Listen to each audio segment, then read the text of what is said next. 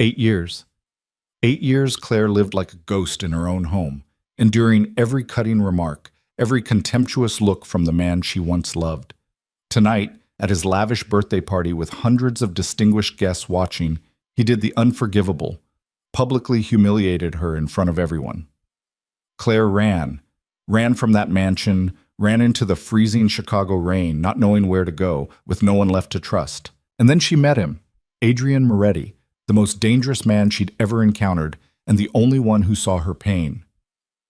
Follow this story to the end. Hit like and comment what city you're watching from so I can see how far this story has traveled. The crystal chandelier threw fractured light across 500 faces, all of them smiling, all of them strangers pretending to be friends.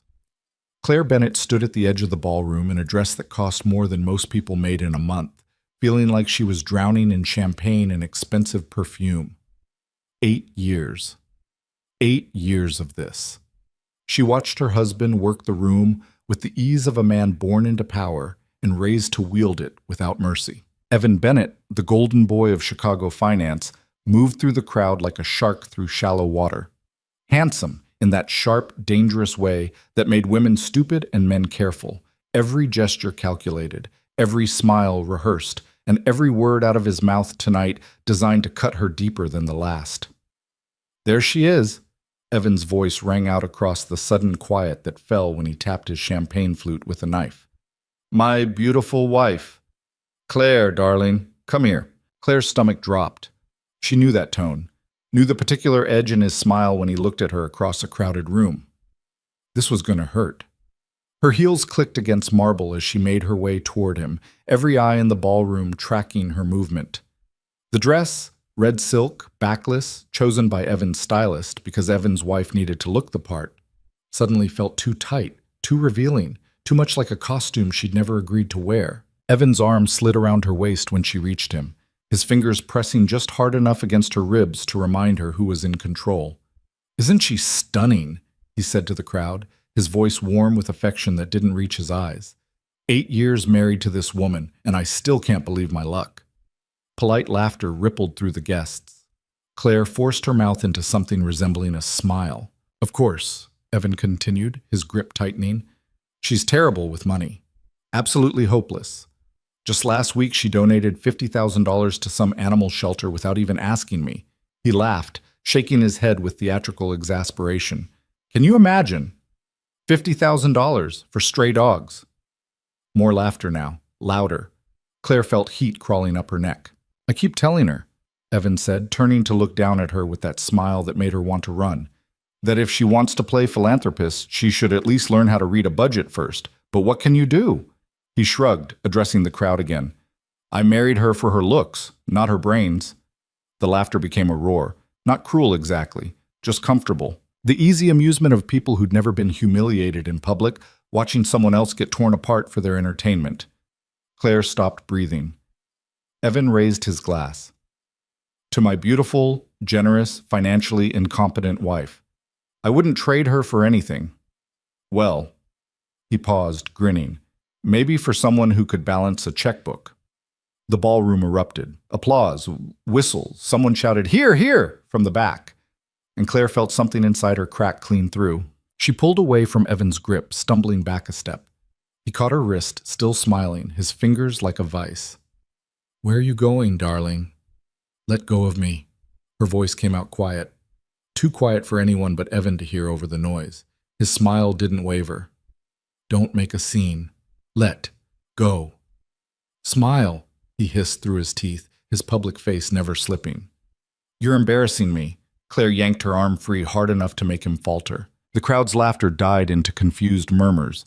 Evan's smile finally cracked, replaced by something cold and furious. Claire!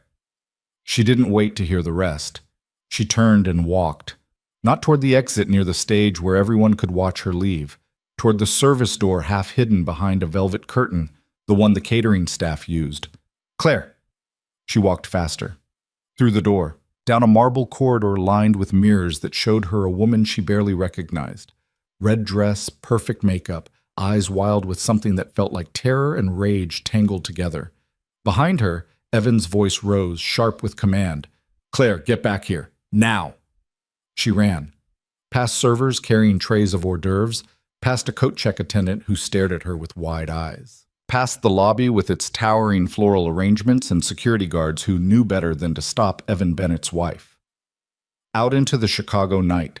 The rain hit her like a slap, cold, hard, soaking through the silk dress in seconds and turning her carefully styled hair into a mess of wet tangles. She didn't care. She kept moving, her heels skidding on wet pavement, no destination in mind except away. Away from Evan, away from that ballroom full of people who'd laughed while he tore her apart, away from the last 8 years of her life. She made it 3 blocks before her heel caught in a grate and snapped clean off. Claire swore, kicked off both shoes, and kept walking barefoot through puddles that soaked the hem of her dress and turned her feet numb. Somewhere behind her, car horns blared, the city's usual symphony of chaos, but all Claire could hear was the roaring in her ears and Evan's voice echoing in her head. I married her for her looks, not her brains. Her hands were shaking. No, her whole body was shaking.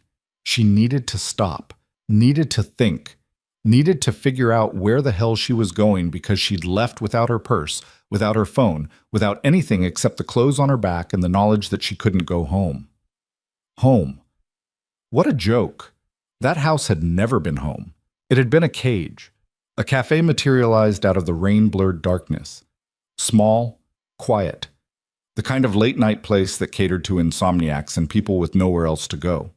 Warm light spilled through the windows, and Claire could see people inside nursing coffee cups and staring at laptops. Normal people. Living normal lives.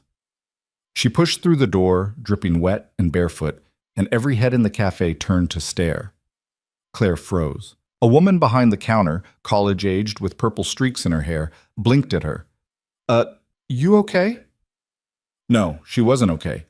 She was standing in a cafe at 11 o'clock at night in a soaked designer dress with no shoes and no way to pay for anything because her husband controlled every dollar she'd ever had access to. "I'm fine," Claire heard herself say. The barista didn't look convinced. "You want some coffee? On the house. You look like you need it." Charity. From a stranger who probably made minimum wage. Claire wanted to cry, or laugh, or scream. "Thank you," she whispered. She took a seat in the corner as far from the windows as possible and wrapped her arms around herself. The cafe was warm, but she couldn't stop shivering. Shock, probably. Or the adrenaline crash finally hitting. The barista brought her coffee in a chipped mug. "Seriously, are you okay? Do you need me to call someone?" Who would she call? Her parents were dead. She had no siblings, no real friends. Evan had made sure of that over the years, slowly isolating her until the only people in her life were his people, his colleagues, his country club acquaintances, his world. "I'm fine," Claire said again. "Really, thank you for the coffee." The barista hesitated, clearly unconvinced, but eventually retreated back behind the counter. Claire wrapped her hands around the mug and stared into the dark liquid. Her reflection stared back, distorted and broken. What now? She couldn't go back to the house. Evan would be there, and he'd be furious. He didn't tolerate defiance, didn't tolerate anything that made him look weak or out of control. And she just walked out on him in front of 500 people. A hotel. She could go to a hotel. Except she had no money. No credit cards. They were all in her purse, which she'd left at the venue. And even if she had them, Evan monitored every transaction. He'd know the second she tried to use one. Claire's breath came faster, panic clawing its way up her throat. She was trapped. Even running, she was still trapped. The cafe door opened. Cold air and rain swept in. Claire didn't look up. Footsteps approached her table. Stopped. "Rough night?" The voice was male, deep, calm in a way that made something in Claire's chest unclench slightly, even though she had no reason to trust strange men in cafes. She looked up. He was tall, dark hair pushed back from a face that was handsome in a dangerous way, sharp jaw, dark eyes, the kind of presence that made people step aside without realizing they were doing it. Expensive suit, perfectly tailored, though the rain had left dark spots on the shoulders. Not someone who belonged in a cafe like this any more than Claire did. "I'm fine," she said automatically. His mouth quirked. Not quite a smile.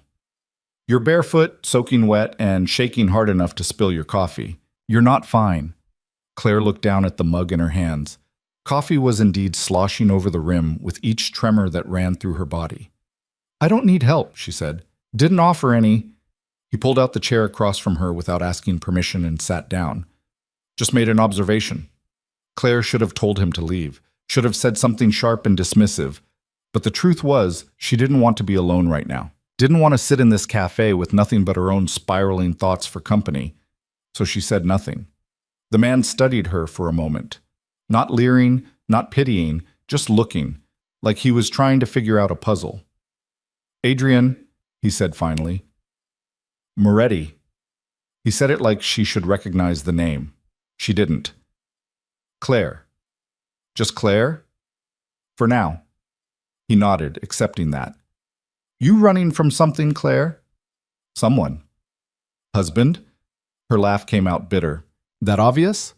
The tan line on your ring finger's pretty fresh, and you've got that look. What look? The one people get when they finally realize the door was never actually locked. Adrian leaned back in his chair, completely at ease despite the bizarre circumstances. They just had to be desperate enough to try the handle.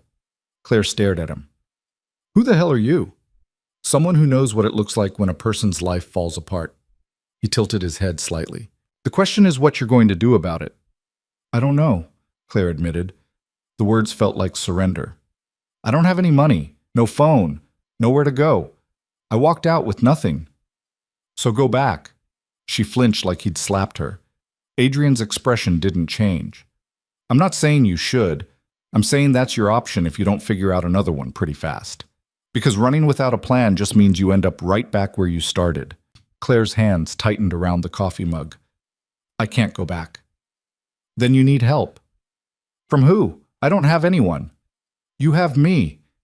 The words hung in the air between them.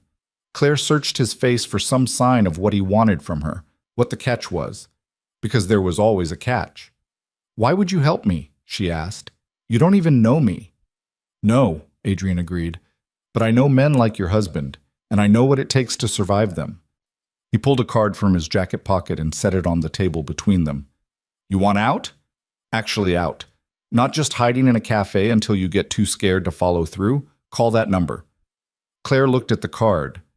Heavy stock, embossed lettering, just a name and a phone number. No company, no title. What do you get out of this? She asked. Maybe I'm just a good Samaritan. You're not. His smile was sharp. No, I'm not. He stood, buttoning his jacket with practiced ease. But my reasons don't change the offer. You want help getting free of your husband? I can provide it. No strings, no expectations, just a way out. People don't do things for nothing. You're right. They don't. Adrian turned toward the door, then paused. But sometimes the payment isn't what you think it is. Sometimes helping someone who deserves it is payment enough.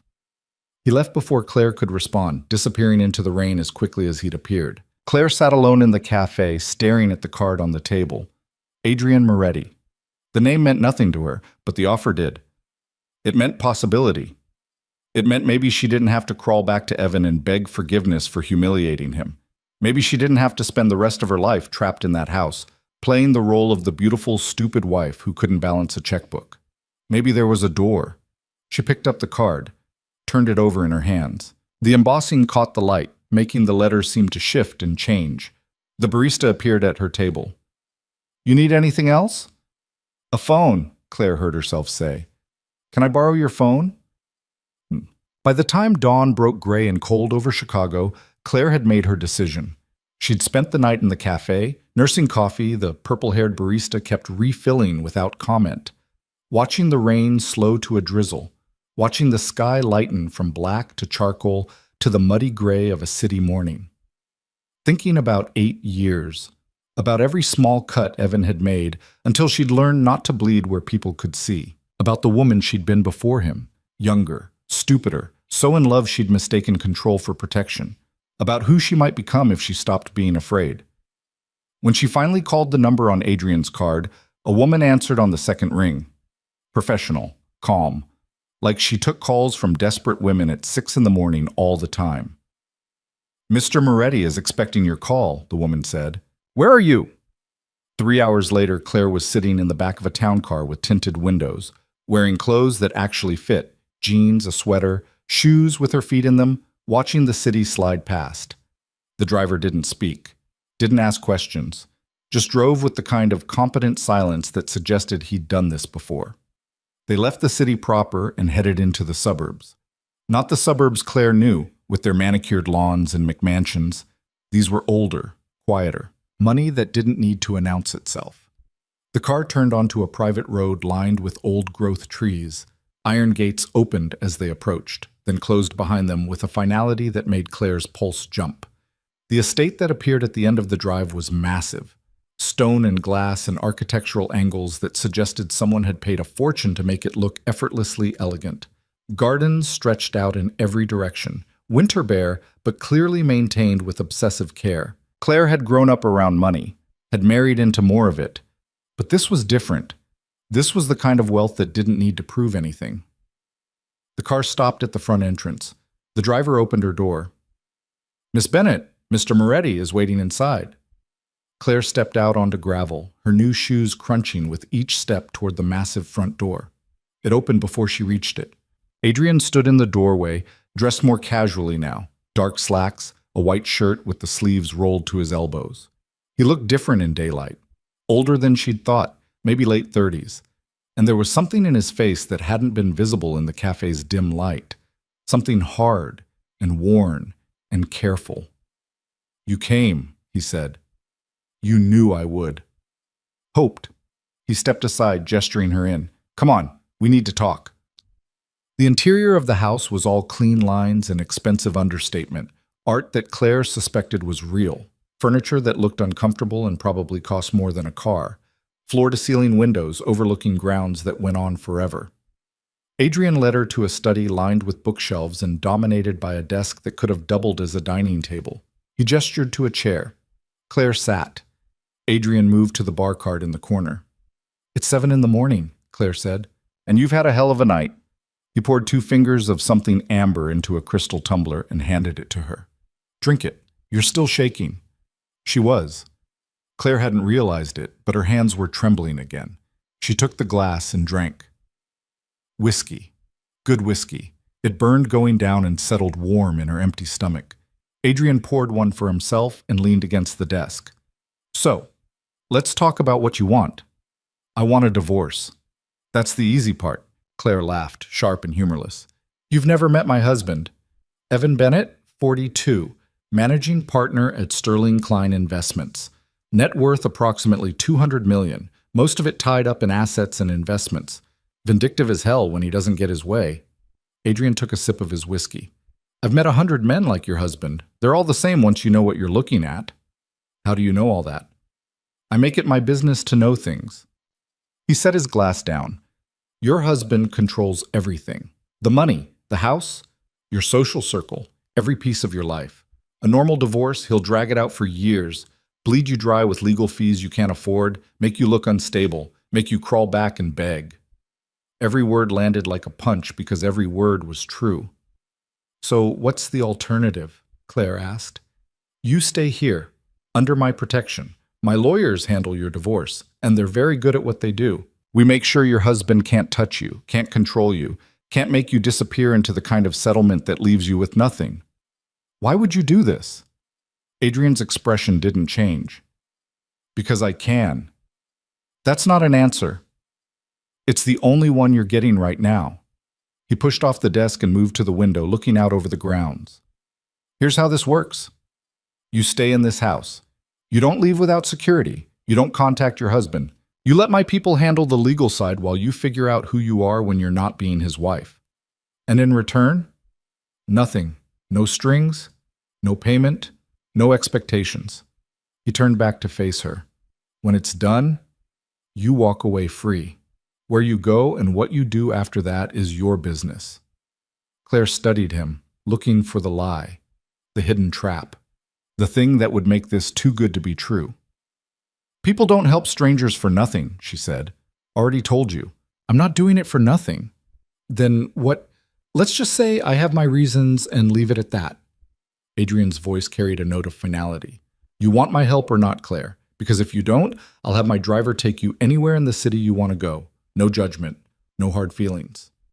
She could leave, walk out right now, figure it out on her own somehow. Or she could trust this strange, dangerous man who'd appeared in a cafe like something out of a fever dream and offered her exactly what she needed most. Freedom. I'll stay, Claire said. Adrian nodded once. Good. I'll have someone show you to your room. Get some sleep. We'll talk more when you're not about to fall over. He moved toward the door, then paused. One more thing. While you're here, you're safe. No one touches you. No one threatens you. That's a promise. Understand? The intensity in his voice made something in Claire's chest tighten. I understand. Good. He left, and a moment later a woman appeared in the doorway. Older, professionally dressed, with kind eyes and the air of someone who ran things efficiently. Miss Bennett? I'm Mrs. Chen. I manage the household. If you'll follow me, I'll show you to your rooms. Rooms, plural. Claire followed Mrs. Chen through hallways that seemed to go on forever, up a sweeping staircase, down another hallway, lined with more art and more windows and more evidence of wealth. So old, it didn't need to announce itself. Mrs. Chen opened a door. Your suite. Bedroom, bathroom, sitting room. There's a closet with some basics until we can arrange for your things. If you need anything at all, just press the call button by the bed. The suite was bigger than the entire apartment Claire had lived in before she married Evan, decorated in soft grays and creams, with a bed that looked like something from a hotel magazine, and windows overlooking gardens that seemed to stretch to the horizon. Thank you, Claire managed. Mrs. Chen smiled. Rest, dear. You're safe here. She left, closing the door softly behind her. Claire stood in the middle of the room, still wearing the borrowed clothes, still shaking slightly from exhaustion and shock and the weight of everything that had happened in the last 12 hours. She'd left her husband, had run into the rain with nothing, had met a stranger who'd offered her salvation with no apparent strings attached, and now she was here, in a mansion, with lawyers and security and a man named Adrian Moretti who knew things about her husband that he shouldn't and helped people he didn't know for reasons he wouldn't explain. Claire moved to the window. The gardens stretched out below, perfectly maintained despite the winter cold. Beyond them, she could see the edge of a forest. And beyond that, nothing but distance. For the first time in 8 years, Claire Bennett was exactly where her husband couldn't reach her. She pressed her hand against the glass and felt something crack open inside her chest. Not breaking. Opening. Like a door she'd thought was welded shut, finally giving way. She was free. Or at least she was about to be.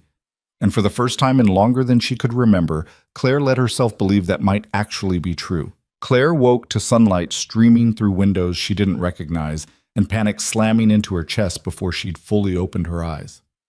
Wrong room, wrong bed, wrong everything. Then memory caught up. The rain, the cafe, Adrian, the estate, and the panic shifted into something else. Not relief exactly. More like the hollow exhaustion that came after spending too long braced for a blow that never landed. She sat up slowly. The bedroom was exactly as she remembered it, elegant, expensive, belonging to someone else's life. A clock on the nightstand read 2:47 p.m. She'd slept for almost 7 hours. Claire pushed back the covers and padded barefoot to the bathroom. Marble floors, a shower big enough for 3 people, toiletries still in their packaging lined up on the counter like someone had raided a luxury hotel. She caught sight of herself in the mirror and stopped. The woman staring back looked like hell. Makeup smeared, hair tangled, eyes red-rimmed and hollow. The borrowed sweater hung loose on a frame that had gotten too thin over the past few years without her noticing. When had she stopped eating properly? When had Evan's comments about her weight become the voice in her head deciding whether she deserved lunch? Claire turned away from the mirror and turned on the shower as hot as it would go. 20 minutes later, she emerged feeling marginally more human. Clean, at least. The closet Mrs. Chen had mentioned turned out to be a walk-in the size of Claire's childhood bedroom, stocked with basics in her size. Jeans, sweaters, underwear still in the packaging, even shoes. Someone had been very thorough very quickly. Claire dressed in jeans that actually fit and a soft gray sweater that didn't feel like a costume, then stood in the middle of the suite trying to figure out what the hell she was supposed to do now. A soft knock at the door made the decision for her. Miss Bennett? Mrs. Chen's voice, gentle and professional. Mr. Moretti asked me to let you know there's food in the kitchen when you're ready, and his attorney will be arriving at 4 to discuss your situation. Attorney. Right. Because she was getting divorced, because she'd actually done it, actually left. Claire opened the door. Mrs. Chen stood in the hallway with the same kind smile from earlier. Thank you, Claire said. I'll be down in a minute. Take your time, dear. The kitchen's on the main floor. Just follow the hallway to the stairs and turn left. You can't miss it. Mrs. Chen disappeared down the hall with quiet efficiency, leaving Claire alone again. The house was even more intimidating in daylight. Claire made her way down the sweeping staircase, trying not to feel like an intruder. Everything was too perfect, too expensive, too much like walking through a museum where she wasn't supposed to touch anything.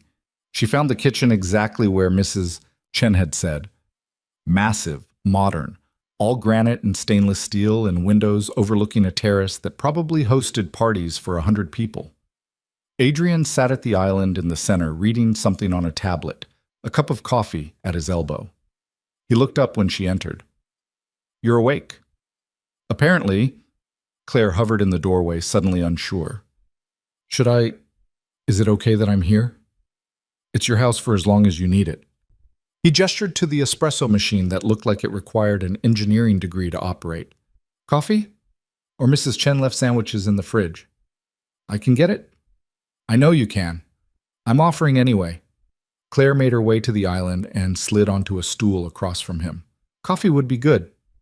Adrian stood and moved to the machine with the ease of someone who'd done this 1,000 times.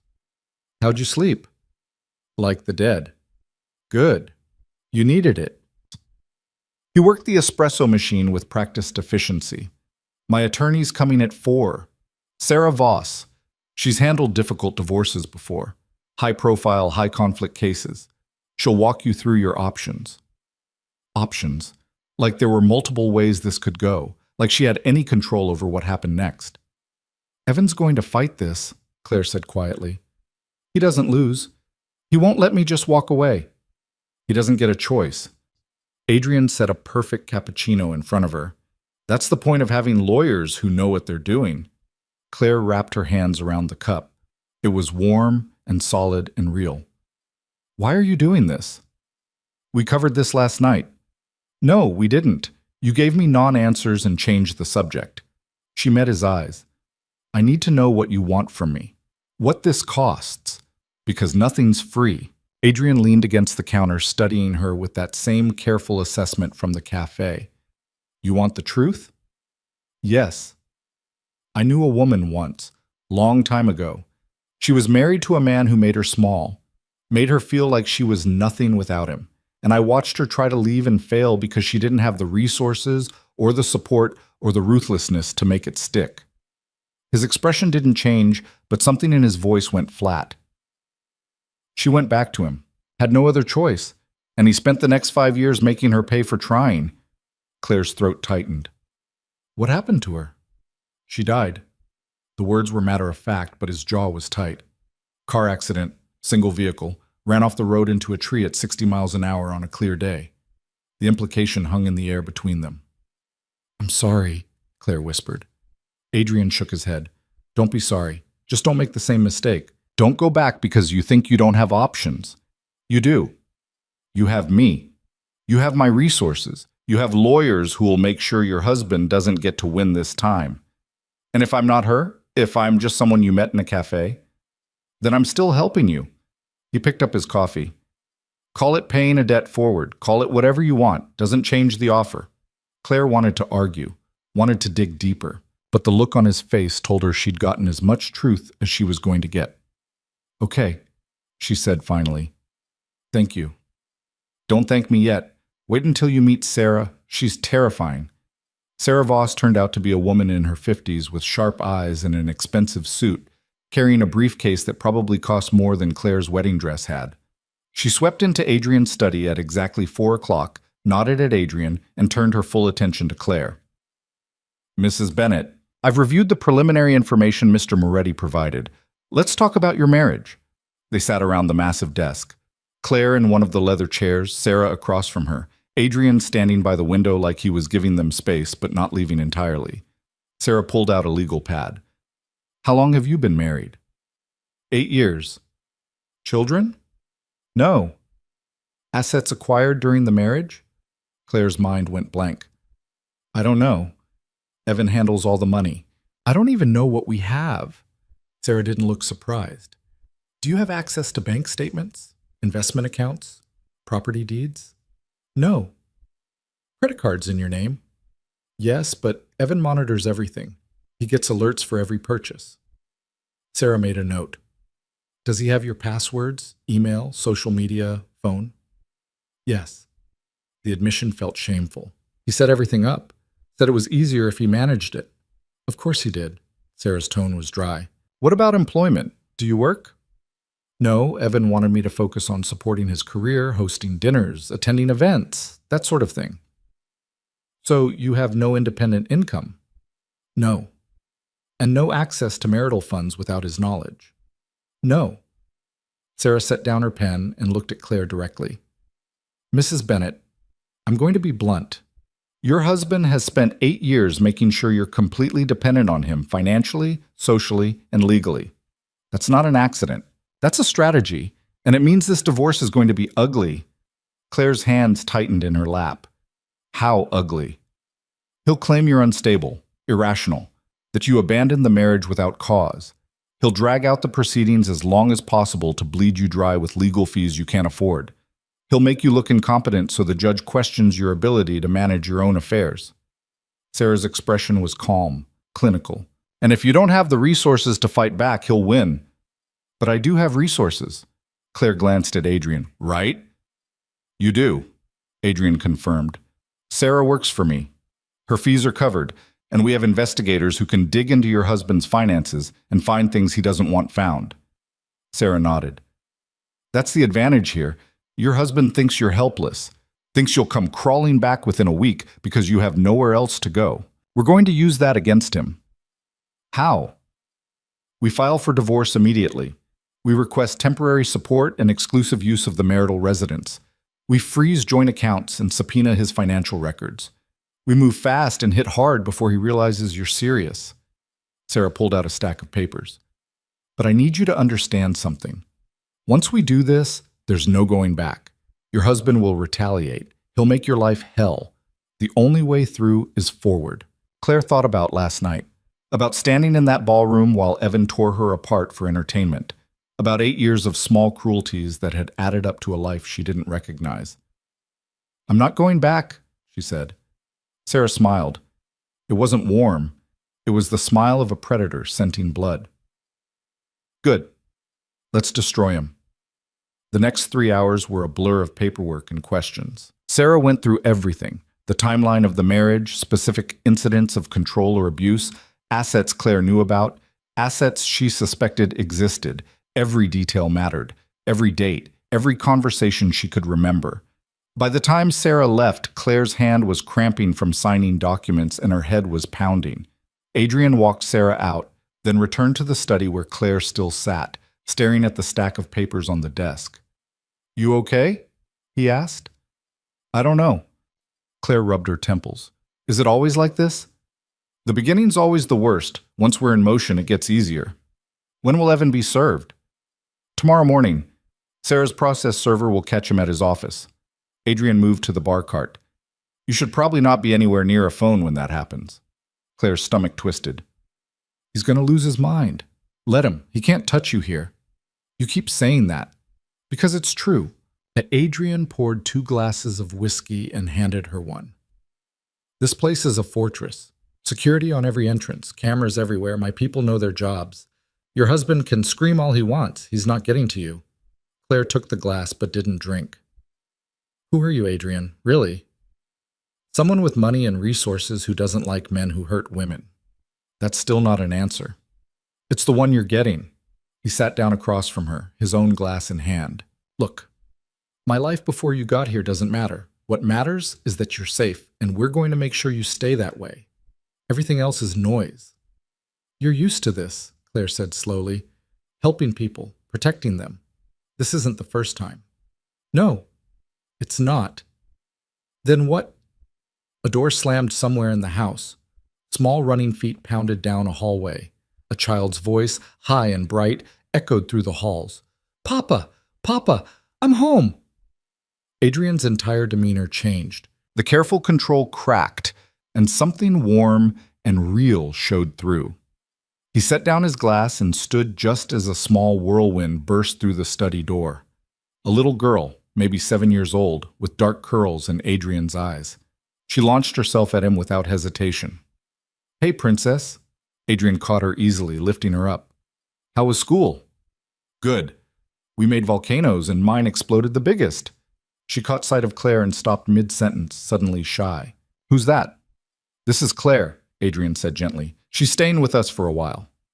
The little girl studied Claire with the frank curiosity of children. Why? Because she needed somewhere safe to stay. Like when the birds come to our garden because their tree fell down?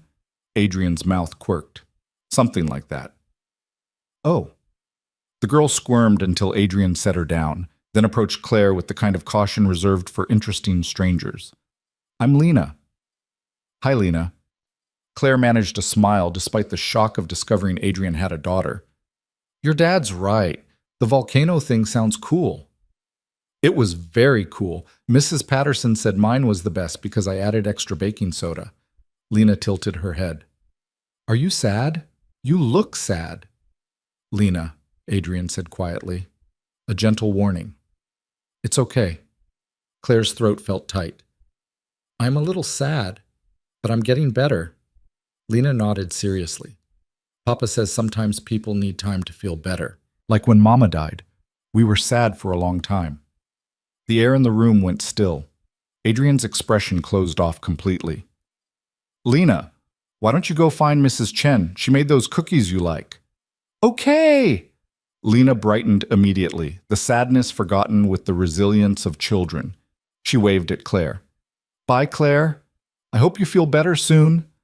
She disappeared as quickly as she'd arrived, leaving silence in her wake. Claire looked at Adrian. He'd turned away, staring out the window with his shoulders tight. I'm sorry, Claire said quietly.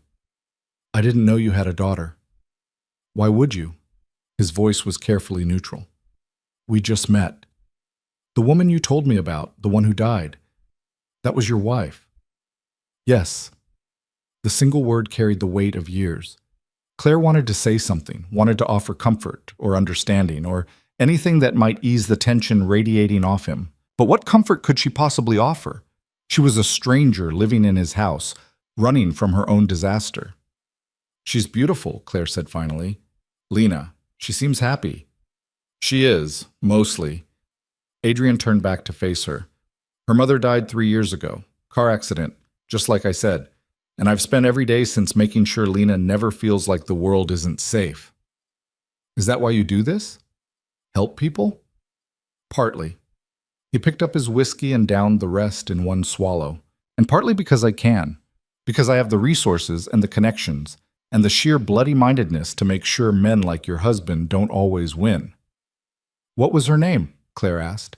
Your wife. Sophia. The name came out rough. And that's all I'm saying about her tonight. You want to know more? Ask me another time when I'm not already feeling like hell. I'm sorry. Stop apologizing. Adrian set down his glass with more force than necessary. You didn't do anything wrong. You're here because your husband's a bastard and you finally had the guts to leave. That's not something to apologize for. Claire stood, suddenly exhausted all over again. I should let you be with your daughter. She'll be fine with Mrs. Chen for a bit. But Adrian didn't stop her when she moved toward the door. Claire, she paused. Tomorrow's going to be hard. When Evan gets served, he's going to call, going to text, going to try every way he can think of to get to you. You need to be ready for that. I won't answer. Good. And if he shows up here, which he won't because he'll never find this place, but if he does, you let security handle it. You don't engage. You don't try to reason with him. You understand? Claire nodded. I mean it, Claire. Men like Evan are dangerous when they lose control. And you leaving? That's the ultimate loss of control. I know. She'd known it when she ran, had known it in the cafe. had known it every moment since. That's why I'm here. Adrian's expression softened slightly. Yeah, that's why you're here. Claire left him in the study and made her way back upstairs. The house felt bigger somehow, less like a museum and more like a place where people actually lived. A place where a little girl exploded baking soda volcanoes and talked about dead mothers with the kind of matter-of-fact acceptance that came from processing grief too young. Back in her suite, Claire stood at the window and watched the sun set over the gardens. Somewhere in the city, Evan was probably just getting home from work, probably wondering where she was, maybe starting to get angry that she hadn't come crawling back yet. Tomorrow, he'd find out she wasn't coming back at all. Claire's phone, the one she'd abandoned in her purse at the venue, was still out there somewhere, but Sarah had given her a new one. Prepaid, untraceable, with exactly 3 numbers programmed in: Adrian, Sarah, and estate security. She picked it up, turned it over in her hands, thought about all the years she'd carried a phone that Evan monitored, every call tracked, every text read, every movement documented. This phone was hers, just hers. It felt like freedom. A soft knock interrupted her thoughts. Mrs. Chen, probably, bringing dinner or checking to make sure she hadn't fled into the night. But when Claire opened the door, Lena stood in the hallway, holding a stuffed rabbit that looked well-loved and slightly worse for wear. "Hi," the little girl said. "Papa said you might be lonely. I get lonely sometimes too." Claire's chest tightened. "I'm okay, sweetheart, but thank you for checking. Do you want to have dinner with us? We're having spaghetti. Papa makes really good spaghetti." The offer was so genuine, so without agenda, that Claire felt tears prick her eyes. "I'd like that," she said. "Thank you, Lena." Lena beamed. "Good, come on. Papa's in the kitchen and Mrs. Chen says the water's boiling." She grabbed Claire's hand with the unself-conscious affection of a child who'd decided they were friends and pulled her back downstairs. The kitchen had transformed. Music played from hidden speakers. Adrian stood at the stove with an apron tied around his waist, actually cooking.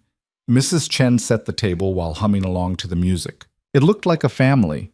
Adrian glanced up when they entered. "Lena, I told you not to bother Claire." "I didn't bother her. I invited her to dinner." Lena climbed onto a stool at the island. "She said yes. She's allowed to say no." "I know, but she didn't." Lena swung her legs happily. "Claire, do you like garlic bread?" "I do," Claire said, still standing in the doorway, feeling like an intruder all over again. "Good. Papa makes the best garlic bread. He puts lots of butter on it." Adrian met Claire's eyes across the kitchen. A silent question. "Are you okay with this?" Claire nodded. She wasn't sure she was, actually.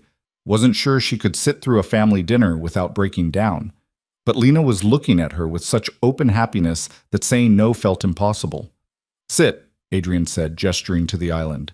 "Food will be ready in 5 minutes." Claire sat. Mrs. Chen poured her a glass of wine without asking. Lena chattered about volcanoes and school and her best friend Emma, who was learning to play piano. And Adrian cooked, comfortable in his own kitchen, completely different from the dangerous man who'd appeared in a cafe and offered salvation. The spaghetti was actually good. Homemade sauce, fresh pasta, garlic bread that dripped butter. They ate at the kitchen island instead of the formal dining room, and Lena kept up a running commentary about everything and nothing. It was so normal it hurt.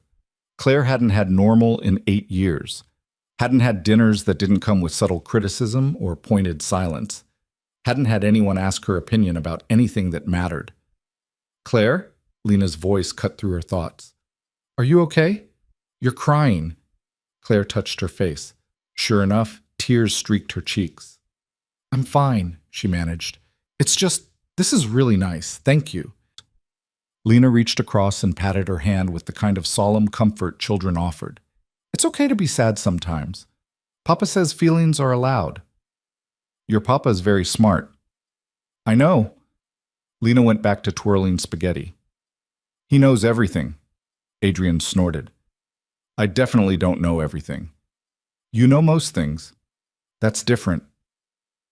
They finished dinner, and Lena helped clear the table with the kind of practiced routine that came from doing this every night. Mrs. Chen took over dishes, shooing them all out of the kitchen. "Bath time, princess," Adrian said. "Can Claire read me a story?" "Lena, it's okay," Claire heard herself say. "If that's okay with you." Adrian looked at her for a long moment. "You don't have to." I know. I want to. 20 minutes later, Claire found herself sitting on the edge of a child's bed in a room decorated with stars and bookshelves overflowing with stories. Lena, fresh from her bath and smelling like lavender soap, snuggled under a blanket covered in moons. "What do you want to hear?" Claire asked, looking at the bookshelf. "The one about the lost princess. It's my favorite." Claire found the book, started reading, and for the first time in longer than she could remember, felt like maybe she was exactly where she was supposed to be. When she finished, Lena was almost asleep, her eyes heavy. "Claire?" she murmured. "Yeah, sweetheart? I'm glad you're here. The house is happier when there are more people in it." Claire's throat closed. "I'm glad I'm here too." She turned off the light and found Adrian waiting in the hallway. "She likes you," he said quietly. "She's easy to like. She doesn't trust everyone. Hasn't since Sophia died." He ran a hand through his hair. "But she trusted you in about 5 seconds flat. Kids are good judges of character." "Yeah." Adrian looked at her. Really looked at her. "You didn't have to do that. The dinner, the story. Lena gets attached easily. When you leave, I'll make sure she knows it's not because of her," Claire said. "I promise." Adrian nodded slowly. "Okay, good." They stood in the hallway, the house quiet around them. Somewhere a clock ticked. Outside, wind rattled the windows. "Tomorrow's going to be hell," Adrian said finally. "I know. But you're going to get through it. And the day after.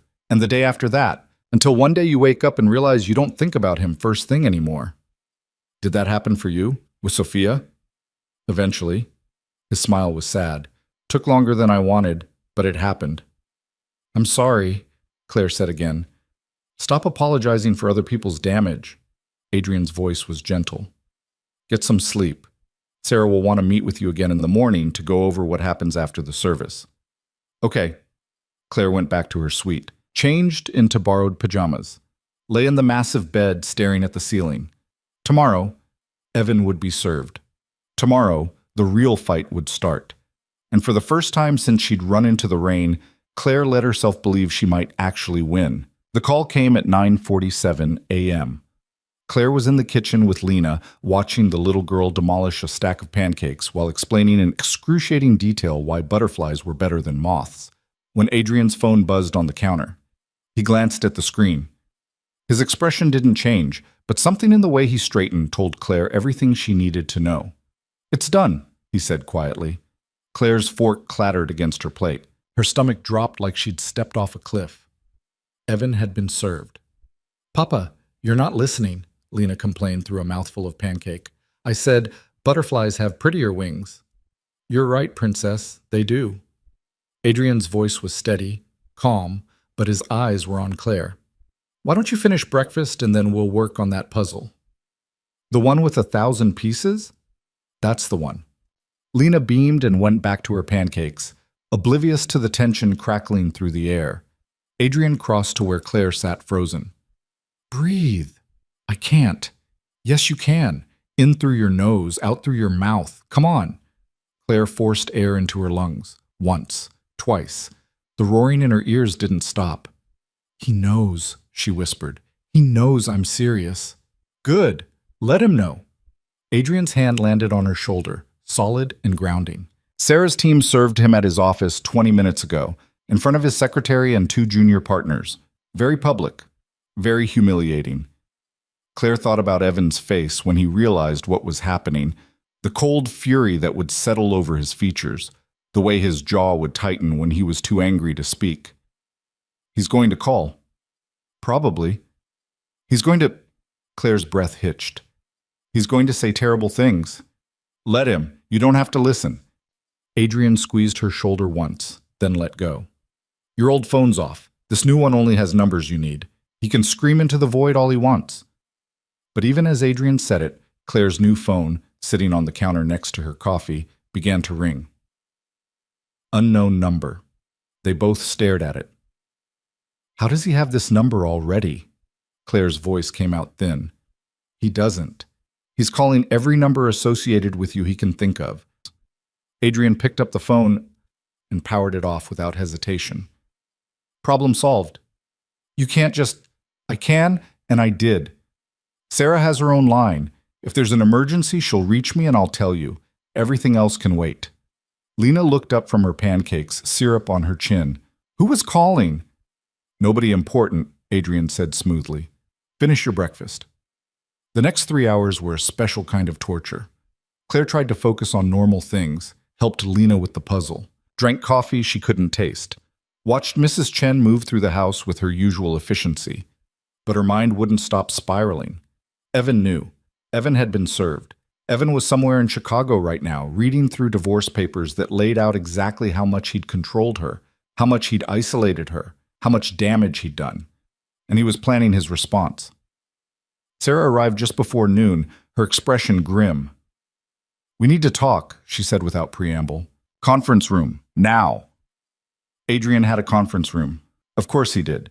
Down a hallway Claire hadn't explored yet, all glass walls and a table that could seat 20. Sarah spread documents across it like battle plans. Your husband responded faster than I expected, she said. His attorney filed a countermotion an hour ago.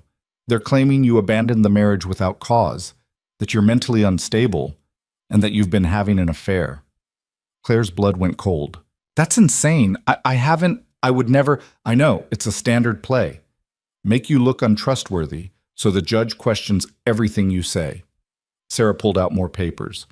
They're also requesting a psych evaluation and asking for an emergency hearing to freeze all marital assets until your mental state can be assessed. Can they do that? They can try. Won't work, but they can try. Sarah's smile was sharp. Because we anticipated this. We already filed our own motions requesting a full forensic accounting of all marital finances, exclusive use of the residence, and a restraining order preventing your husband from contacting you directly. Adrian leaned against the window, arms crossed. What about the affair allegation? Flimsy. They're basing it on the fact that Claire left the party and didn't come home, claiming she must have gone to a lover. Sarah looked at Claire. Did you? No, I went to a cafe, then here. Can anyone corroborate the cafe? The barista. She gave me coffee. Let me use her phone.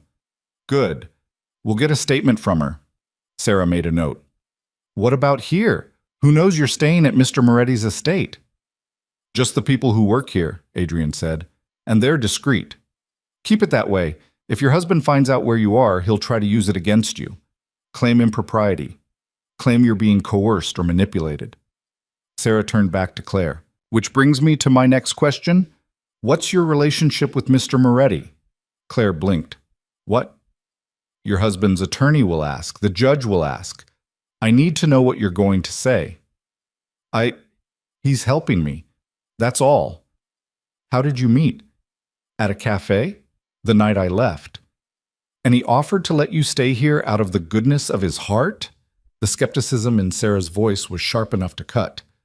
Claire looked at Adrian. He met her eyes, expression unreadable. Yes, Claire said. He did. And there's nothing romantic or sexual between you? No, nothing. Sarah studied her for a long moment. Good. Keep it that way. Any hint of impropriety and your husband will bury you with it. The meeting went on for another hour. Sarah walked Claire through what to expect. Court dates, depositions, financial disclosures. Every step of the process designed to be invasive and exhausting. Your husband will try to drag this out, Sarah warned. Make it too expensive, too painful, too public for you to continue. That's how men like him win. They don't beat you in court. They beat you down until you give up. I'm not giving up. I know. But knowing it and living through it are different things. Sarah started packing up her papers. The next few weeks are going to be hell. He's going to attack your character, your credibility, your sanity. He's going to try to make you small again. You need to be ready for that. Claire's hands were shaking. She hid them under the table. I'll be ready. After Sarah left, Claire stood at the conference room window and watched her car disappear down the drive. You okay? Adrian asked from behind her. No. Fair enough. He's going to win, isn't he? The words came out flat. He has more money, better connections, more power, and I have nothing. You have me. Claire turned to face him. For how long? Until this gets too messy, too complicated? Until helping me starts costing you something that matters? Adrian's jaw tightened. I don't abandon people in the middle of a fight. Everyone does. Eventually.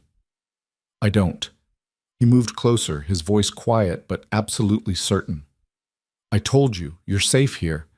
That doesn't change because your husband throws around accusations or files motions or tries to make you look crazy. You're staying until this is done, however long that takes. Why? Claire's voice cracked. Why do you care this much? Because I couldn't help Sophia, couldn't save her from the bastard she married, couldn't stop her from going back. Adrian's expression was raw. But I can help you, and I'm not going to waste that chance because your husband wants to play games. Tears burned behind Claire's eyes. She blinked them back furiously. I don't know how to do this, how to be strong enough. You already are. You left. That's the hardest part. Adrian's hand came up, hesitated, then settled on her shoulder. Everything else is just not going back. A crash echoed from somewhere in the house. Then Lena's voice, high and distressed. Papa! Papa! I'm sorry! Adrian was moving before Claire could process what happened. She followed him through the house to the study where Lena stood surrounded by pieces of what used to be a very expensive vase. I was trying to reach the book on the high shelf, and I knocked it over, and it broke, and I'm sorry. Lena's eyes were huge and wet with tears. Adrian crouched down to her level. Are you hurt? No? Then that's what matters. It's just a vase. But it was Mama's favorite. Something in Adrian's face crumpled and rebuilt itself in the space of a heartbeat. I know, Princess, but she'd care more about you being safe than about a vase, okay? Lena nodded, sniffling. Okay. Go find Mrs. Chen. Tell her we need a broom. Lena scurried off, leaving Claire and Adrian alone with the shattered remains. That was Sophia's? Claire asked quietly. Yeah, from our honeymoon in Florence. Adrian stared at the pieces. Lena's right. It was her favorite. I'm sorry. Stop apologizing for things that aren't your fault. But his voice was tired. It's just stuff, just pieces of the past that don't change anything. Claire knelt and started picking up larger shards. Still, I know it mattered. Everything from before matters. That's the problem. Adrian joined her, gathering broken porcelain with careful hands. You spend 3 years trying to move forward, and then your daughter breaks a vase, and suddenly you're right back in Florence watching Sophia haggle with the vendor in terrible Italian. She sounds like she was something. She was. Brilliant and stubborn and completely fearless. Adrian's mouth twisted. Right up until the fear caught up with her. What was his name, her husband? Marcus Dalton, hedge fund manager, charming as hell in public, monster behind closed doors. Adrian's hand stilled on the broken pieces. I worked for his firm. That's how I met Sophia. She was his perfect wife, beautiful, educated, said all the right things at all the right times. Like me. Like you. Adrian looked at her. She wanted to leave, asked me for help. And I tried. Got her a lawyer, set up a safe place for her to go. But Marcus had resources and connections, and he made the divorce so brutal she couldn't take it. After 6 months, she dropped the case and went back to him. And then 2 years later, she drove her car into a tree at 60 miles an hour on a sunny afternoon. Adrian's voice was flat. The police ruled it an accident, mechanical failure. But I knew. Everyone who knew her knew. Claire's chest ached. I'm sorry. Don't be sorry, be free. Adrian stood, carrying the broken pieces to a wastebasket. That's what Sophia couldn't do. But you can. You will. Mrs. Chen appeared with a broom and dustpan, took one look at Adrian's face, and efficiently cleaned up the rest of the vase without comment. That night, Claire couldn't sleep. She lay in the dark, staring at the ceiling, listening to the house settle around her. Every creak sounded like footsteps. Every gust of wind against the windows sounded like someone trying to get in. Evan was out there, somewhere, furious and planning. And she was here, safe, protected. But for how long? The new phone Adrian had given her sat on the nightstand, powered off. But Claire knew that wouldn't stop Evan from trying to reach her. He'd find ways. He always did. She must have dozed eventually because when she opened her eyes again, pale gray light was filtering through the windows. 5:43 a.m. Claire gave up on sleep and padded downstairs in borrowed pajamas and bare feet. The kitchen was dark and quiet. She made coffee by feel, finding comfort in the simple routine of it. The espresso machine Adrian had used so easily the day before defeated her completely, so she settled for the regular coffee maker tucked in the corner. Can't sleep either? Claire jumped, coffee grounds scattering across the counter. Adrian stood in the doorway, dressed in workout clothes, hair damp with sweat. You scared me, she said, pressing a hand to her racing heart. Sorry. Went for a run. He grabbed a towel from somewhere and wiped his face. Couldn't sleep, too much in my head. Yeah, same. They moved around each other in the pre-dawn quiet, making coffee, not talking. It should have been awkward. Instead, it felt almost comfortable. Two people who couldn't sleep dealing with insomnia together. Claire finally got the coffee maker working, poured 2 cups, handed one to Adrian. Thanks. He leaned against the counter, still catching his breath from his run. You know, you don't have to hide up in your room all the time. This is your house, too, for now. I don't want to be in the way. You're not. Lena likes having you around, and Mrs. Chen's thrilled to have someone to fuss over besides me and a 7-year-old. Claire wrapped both hands around her mug. What happens if this takes months? If the divorce drags on and I'm just here, living in your house, disrupting your life? Then you're here for months. My life's been disrupted by worse things. Adrian, I mean it, Claire. Stop waiting for me to change my mind or decide you're too much trouble. That's not happening. He set down his coffee. You want to know the truth? Having you here is good for Lena. She's been lighter these past 2 days than she's been in months. Smiles more, talks more. That's worth more than any inconvenience. She's a good kid. She is. Takes after her mother. Adrian's expression softened. Sophia would have liked you, would have recognized the steel under all that fear. I'm not steel. I'm barely holding together. That's what steel looks like before it's been tested. You think you're fragile, but you're not. You're just discovering how strong you actually are. Before Claire could respond, her phone, still sitting on the counter where Adrian had left it the day before, began to vibrate. Once, twice, 3 times in rapid succession. Text messages. Adrian and Claire both stared at it. Don't, Adrian said quietly, but Claire was already reaching for it, turning it on. Watching the screen flood with notifications. 23 missed calls, 47 text messages, all from unknown numbers, but she knew who they were from. Her hands shook as she opened the messages. Claire, we need to talk. Call me. This is ridiculous. Come home. You're making a mistake. You know you can't survive without me. I'll give you until tonight. If you're not back by then, I'm freezing all the accounts. You're being irrational. Everyone at the party is asking about you. You're embarrassing me. Fine. You want to play games? I'll play. But you won't like how this ends. The messages went on, some pleading, some threatening, all of them designed to make her feel small and scared and desperate, and it was working. Claire's breath came faster. The kitchen seemed to tilt. Adrian took the phone from her hands and powered it off again. I told you not to look. I had to know. No, you didn't. You needed to know he was angry, which we already knew. Reading his attempts to manipulate you doesn't help. He's going to freeze the accounts. Let him. You're not using them anyway. Sarah already filed for temporary support. The judge will make him pay. He's going to make this so much worse. He's going to try. That's different. Adrian set the phone down out of her reach. This is what men like Evan do. They can't accept losing control, so they escalate. Make bigger threats, louder threats. But at the end of the day, he's just a bully who's scared you're actually going to get away. Claire pressed her hands flat against the counter, trying to steady herself. I don't feel like I'm getting away. I feel like I'm drowning. You're not. You're swimming. It just doesn't feel like it yet because you're still learning how.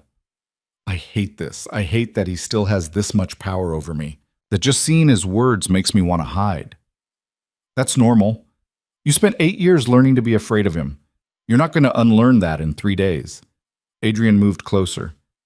But every day you don't respond, every day you don't give him what he wants, you're taking that power back, piece by piece. Claire looked up at him. His face was serious, certain, completely convinced she could do this. She wanted to believe him, wanted to believe she was strong enough to survive whatever Evan threw at her. What if I'm not? She whispered. What if I break? Then you break, and then you rebuild. That's allowed. Adrian's voice was gentle. You don't have to be perfect, Claire. You just have to keep going. Footsteps on the stairs interrupted them. Lena appeared in the doorway, dragging her stuffed rabbit, hair wild from sleep. Why are you both awake? She asked, rubbing her eyes. It's still dark. You couldn't sleep, Adrian said. Why are you awake? Bad dream. Lena patted over and climbed onto a stool, rabbit clutched to her chest. I dreamed the house was empty, and everyone was gone. Adrian's expression shifted into something soft and pained. We're right here, Princess. Not going anywhere. Promise? Promise. Lena seemed satisfied with that. She looked at Claire. Were you sad again? A little, Claire admitted. Papa makes really good pancakes when people are sad. That's what he does for me. Adrian's mouth quirked. Is that a hint? Maybe, he sighed in mock exasperation. Fine, pancakes, but you're helping. Lena brightened immediately and scrambled off the stool to wash her hands. Adrian looked at Claire. You too. No sitting around feeling sorry for yourself. If we're making pancakes at 6 in the morning, everyone helps. And somehow, Claire found herself at the counter mixing batter while Lena measured ingredients with the kind of intense concentration only children could manage. Adrian worked the griddle, flipping pancakes with practiced ease, and Mrs. Chen appeared eventually to make the kitchen run more efficiently. By the time the sun actually rose, they'd made enough pancakes to feed an army. They ate at the island, passing syrup and butter, and Lena told increasingly elaborate stories about her stuffed rabbit's adventures. It was domestic and strange and completely surreal, and for a few minutes, Claire forgot to be afraid. The next 2 weeks were a blur of motions and counter-motions, legal documents and court dates that got scheduled and rescheduled. Sarah became a permanent fixture, showing up every few days with new developments. Evan fought every single thing: the temporary support, the asset freeze, the restraining order. He hired a team of attorneys and made it his mission to make the divorce as painful as possible. And true to his word, he froze every account Claire had ever had access to. Doesn't matter, Sarah said when Claire panicked. The judge ordered him to maintain your standard of living during the proceedings. He's in contempt if he doesn't. But Evan didn't care about contempt. He cared about control, and every frozen account, every delayed payment, every legal maneuver was designed to remind Claire that he still had it. The restraining order didn't stop him from trying to reach her. Flowers showed up at the estate. Claire had no idea how he found the address. Letters arrived, gifts, all of them laced with the same message. Come home. Stop this. You're making a mistake.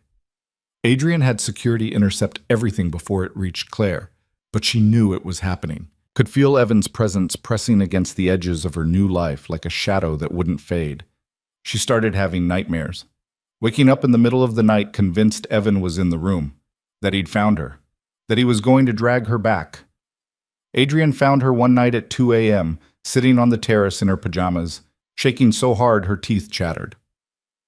How long have you been out here? He asked, shrugging out of his jacket and draping it over her shoulders. I don't know. An hour? Maybe more. It's freezing. I know. He sat down next to her on the cold stone bench. Didn't tell her to go inside, just sat. Bad dream? He asked eventually. Same dream. He finds me, drags me back, and I can't fight because I never could. That's not going to happen. You can't promise that. Yes, I can.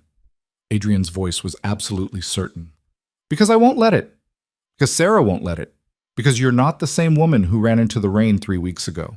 Claire pulled his jacket tighter around herself. I don't feel different.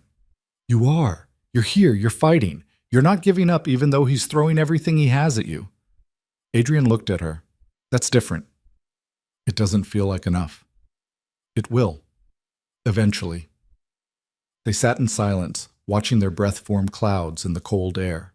Somewhere in the darkness, security moved through the grounds, protecting, watching. How did you do it? Claire asked. After Sophia died, how did you keep going? Lena. The answer was immediate. She needed me. So I got up every morning and made breakfast and drove her to school and pretended I wasn't dying inside. And eventually the pretending became real. I don't have anyone who needs me. Lena needs you. Asks for you every day when she gets home from school. Wants you to read to her, help with homework, watch her practice piano. Adrian smiled slightly. You've become part of her routine, part of her life. That matters. Until I leave. Even then, you'll be someone who showed her kindness when she needed it. That doesn't stop mattering just because you move on. Claire thought about Lena, about the little girl who decided they were friends with the instant trust of children, who brought her stuffed rabbit when she was sad and insisted on sharing pancakes and asked her opinion on everything from homework to which color was prettier. I'm going to miss her, Claire said quietly. When this is over. She'll miss you too, but that's okay. Missing people is better than never having them at all. They stayed on the terrace until the cold became unbearable, then went inside where the house was warm and safe, and Evan couldn't reach them. 3 days later, everything changed. Claire was in the study with Lena, helping her with a book report, when Adrian's phone rang. He'd been working at his desk, half listening to Lena's enthusiastic summary of the book she'd chosen. He looked at the screen, answered immediately. What is it? Even from across the room, Claire could hear Sarah's voice, tight, urgent. Adrian's expression went cold and dangerous. When? He asked. Then, how many? Then, I'm on my way. He ended the call and looked at Claire. Get Lena upstairs, now. Claire's heart stopped. What's wrong? Evan hired people, private investigators. They've been watching the estate for the past week. Adrian was already moving, pulling open a drawer in his desk, retrieving something Claire couldn't see. Sarah just got word they're planning to move tonight, to grab you when you leave the grounds. The world tilted. He's going to kidnap me? He's going to try. Adrian's voice was absolutely calm, deadly calm. But he's not going to succeed because we're ready for him. Ready? How? Claire, get Lena upstairs, lock the door. Don't come out until I tell you it's safe. He looked at her, his eyes hard. Do you trust me? Yes. Then go. Now. Claire grabbed Lena's hand. The little girl looked confused but didn't argue as Claire pulled her toward the stairs. What's happening? Lena asked as they climbed. Nothing, sweetheart. We're just going to hang out upstairs for a bit. But my book report. We'll finish it later, I promise. They reached Lena's room. Claire locked the door and pulled the curtains closed. Through the floor, she could hear movement. Voices. Adrian giving orders to people Claire hadn't even known were in the house. Claire? Lena's voice was small. Is someone trying to hurt you? Claire pulled the little girl close. No one's going to hurt me. Your dad won't let them. Promise? Promise. They sat on Lena's bed, rabbit clutched between them, and waited while the house prepared for war. The courthouse steps were crowded with reporters when Claire arrived, cameras flashing like strobe lights, voices shouting questions she couldn't hear over the roaring in her ears. Sarah walked beside her, one hand firm on her elbow, cutting through the crowd with the kind of authority that made people step aside without realizing they were doing it. Don't look at them, Sarah said. Don't say anything. Just keep walking. Claire kept her eyes forward, focusing on the doors ahead. Behind her, 2 of Adrian's security team flanked them, creating a buffer between her and the press that had somehow gotten wind of the hearing. Of course they had. Evan would have made sure of it, would have fed them just enough information to make this a spectacle. Inside, the courthouse was quieter, but no less intimidating. Marble floors, high ceilings, the particular smell of old buildings and legal drama. Sarah guided her through security, down a hallway, into a small conference room. Wait here, Sarah said. I need to check in with the clerk. Don't leave this room. She disappeared, and Claire sat alone in a chair that was uncomfortable by design, staring at the wall and trying not to think about what was coming. The door opened. Claire looked up, expecting Sarah. Evan stood in the doorway. He looked like he always looked. Perfect suit, perfect hair, perfect mask of control. But his eyes were different, darker, dangerous in a way she'd only seen a handful of times in 8 years. Claire. She stood so fast the chair scraped against the floor. You're not supposed to be here. It's a public building. I can be wherever I want. He stepped inside and closed the door behind him. We need to talk. No, we don't. Yes, we do. His voice was calm. Too calm. the voice he used right before he exploded. You've made your point. You've embarrassed me, humiliated me in front of everyone we know. Fine, you're angry. I understand that. Claire's hands curled into fists. You don't understand anything. Then help me understand. He moved closer. Not threatening exactly, but close enough that she had to tilt her head back to look at him. Tell me what you want. You want an apology? I'm sorry. You want me to admit I was wrong at the party? I was. I had too much to drink, and I said things I shouldn't have said. You meant every word. I was angry. People say things when they're angry.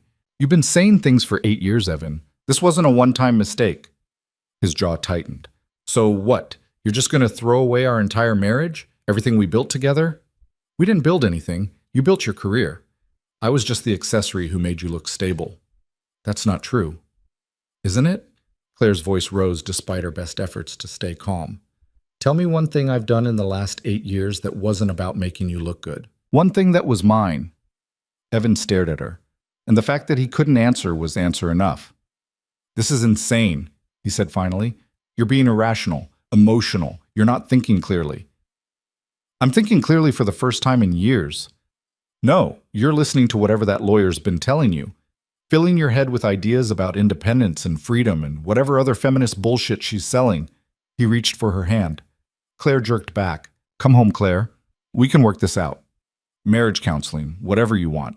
But this divorce is humiliating both of us. I don't care about being humiliated anymore. You should. Because when this is over, when you've burned through whatever money you think you're going to get, you'll have nothing. No friends. No reputation. No one's going to want the woman who destroyed Evan Bennett's marriage. Claire laughed. It came out bitter and sharp.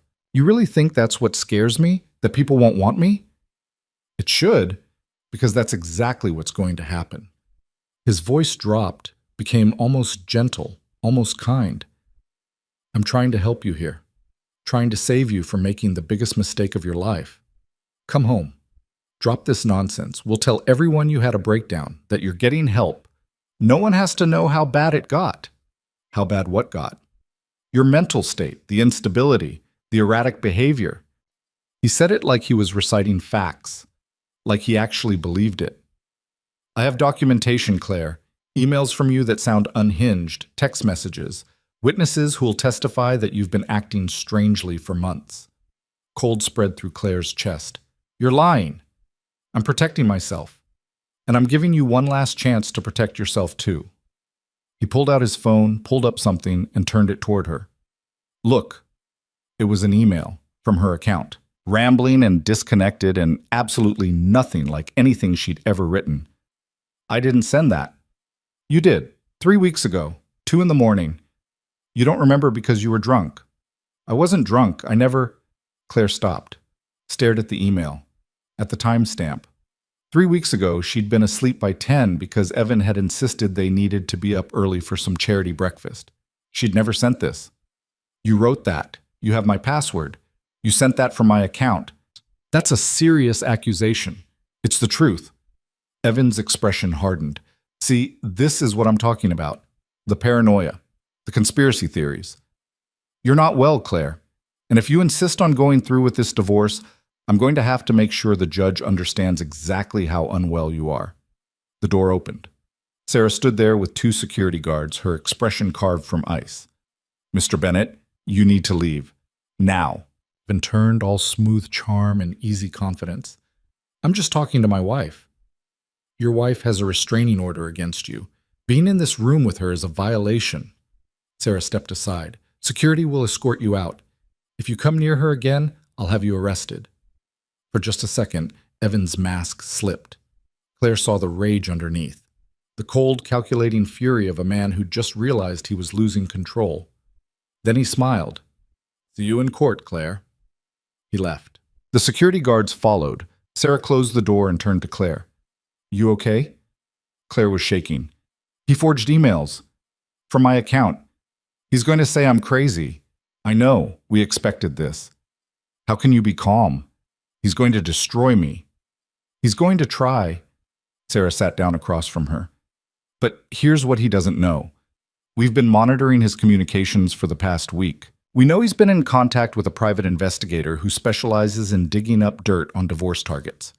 We know he's been moving money out of joint accounts into ones you don't have access to. And we know he hired a reputation management firm to start planning stories about your supposed mental breakdown. Claire stared at her. How do you know all that? Because Adrian has better investigators than your husband has money to pay his. Sarah pulled out her own phone, showed Claire a screen full of transcripts and financial records. Everything Evan's doing to bury you, we're documenting. And when we get in front of that judge, we're going to show her exactly what kind of man your husband is. The hearing was worse than Claire had imagined.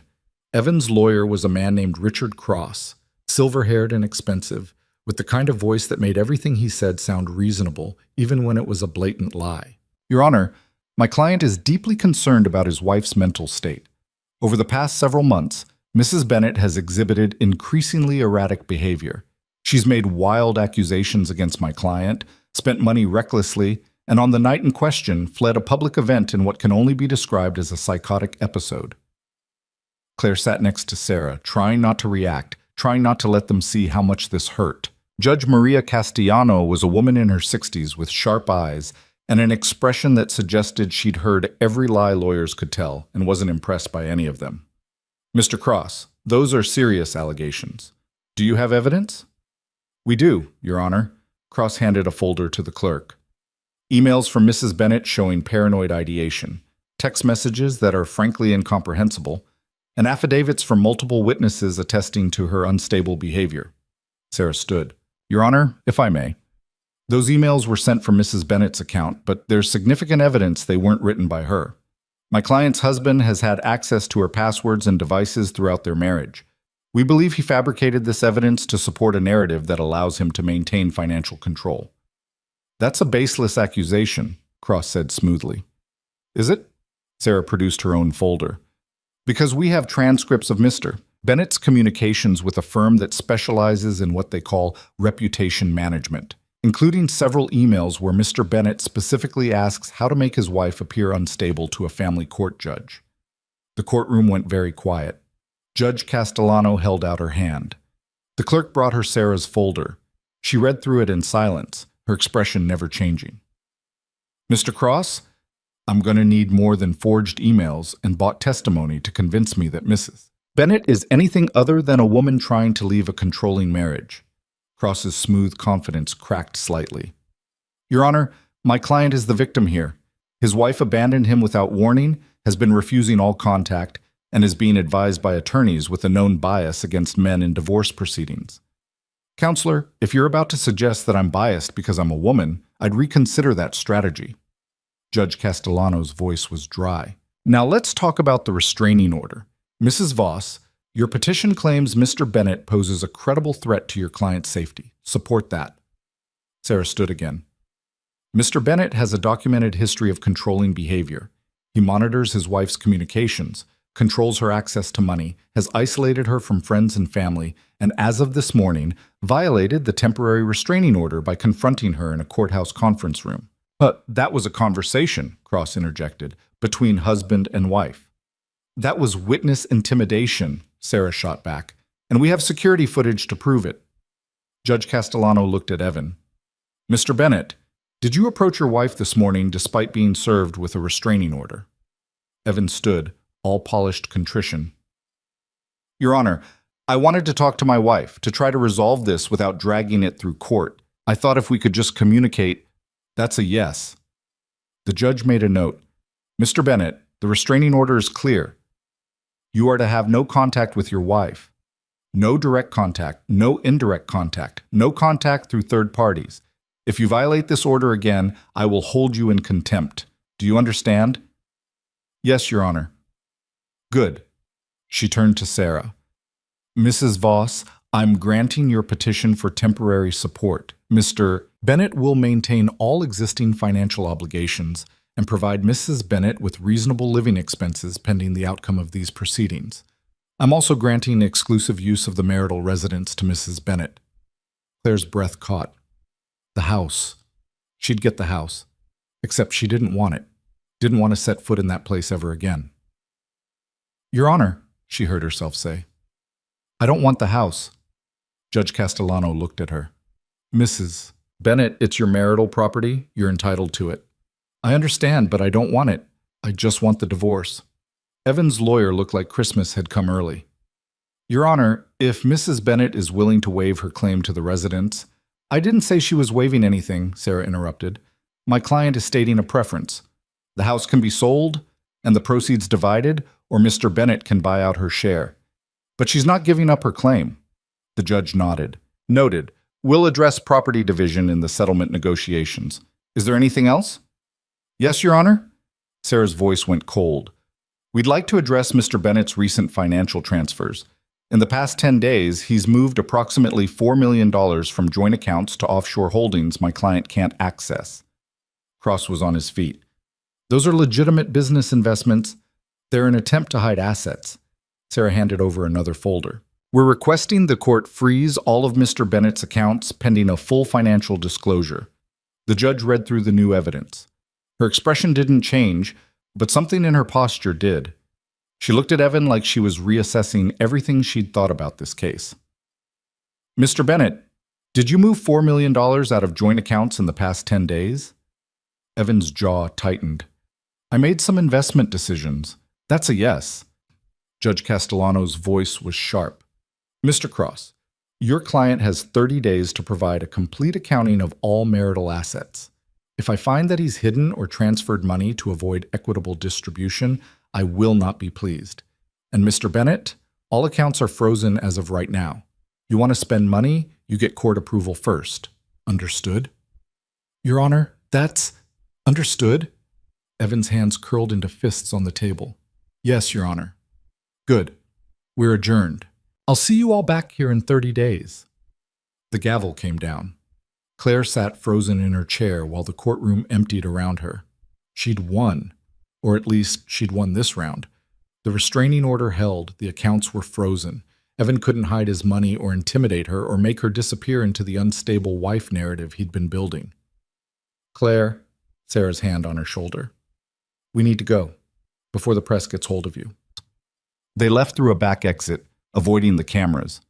Adrian's car waited in the underground parking garage, the driver already behind the wheel.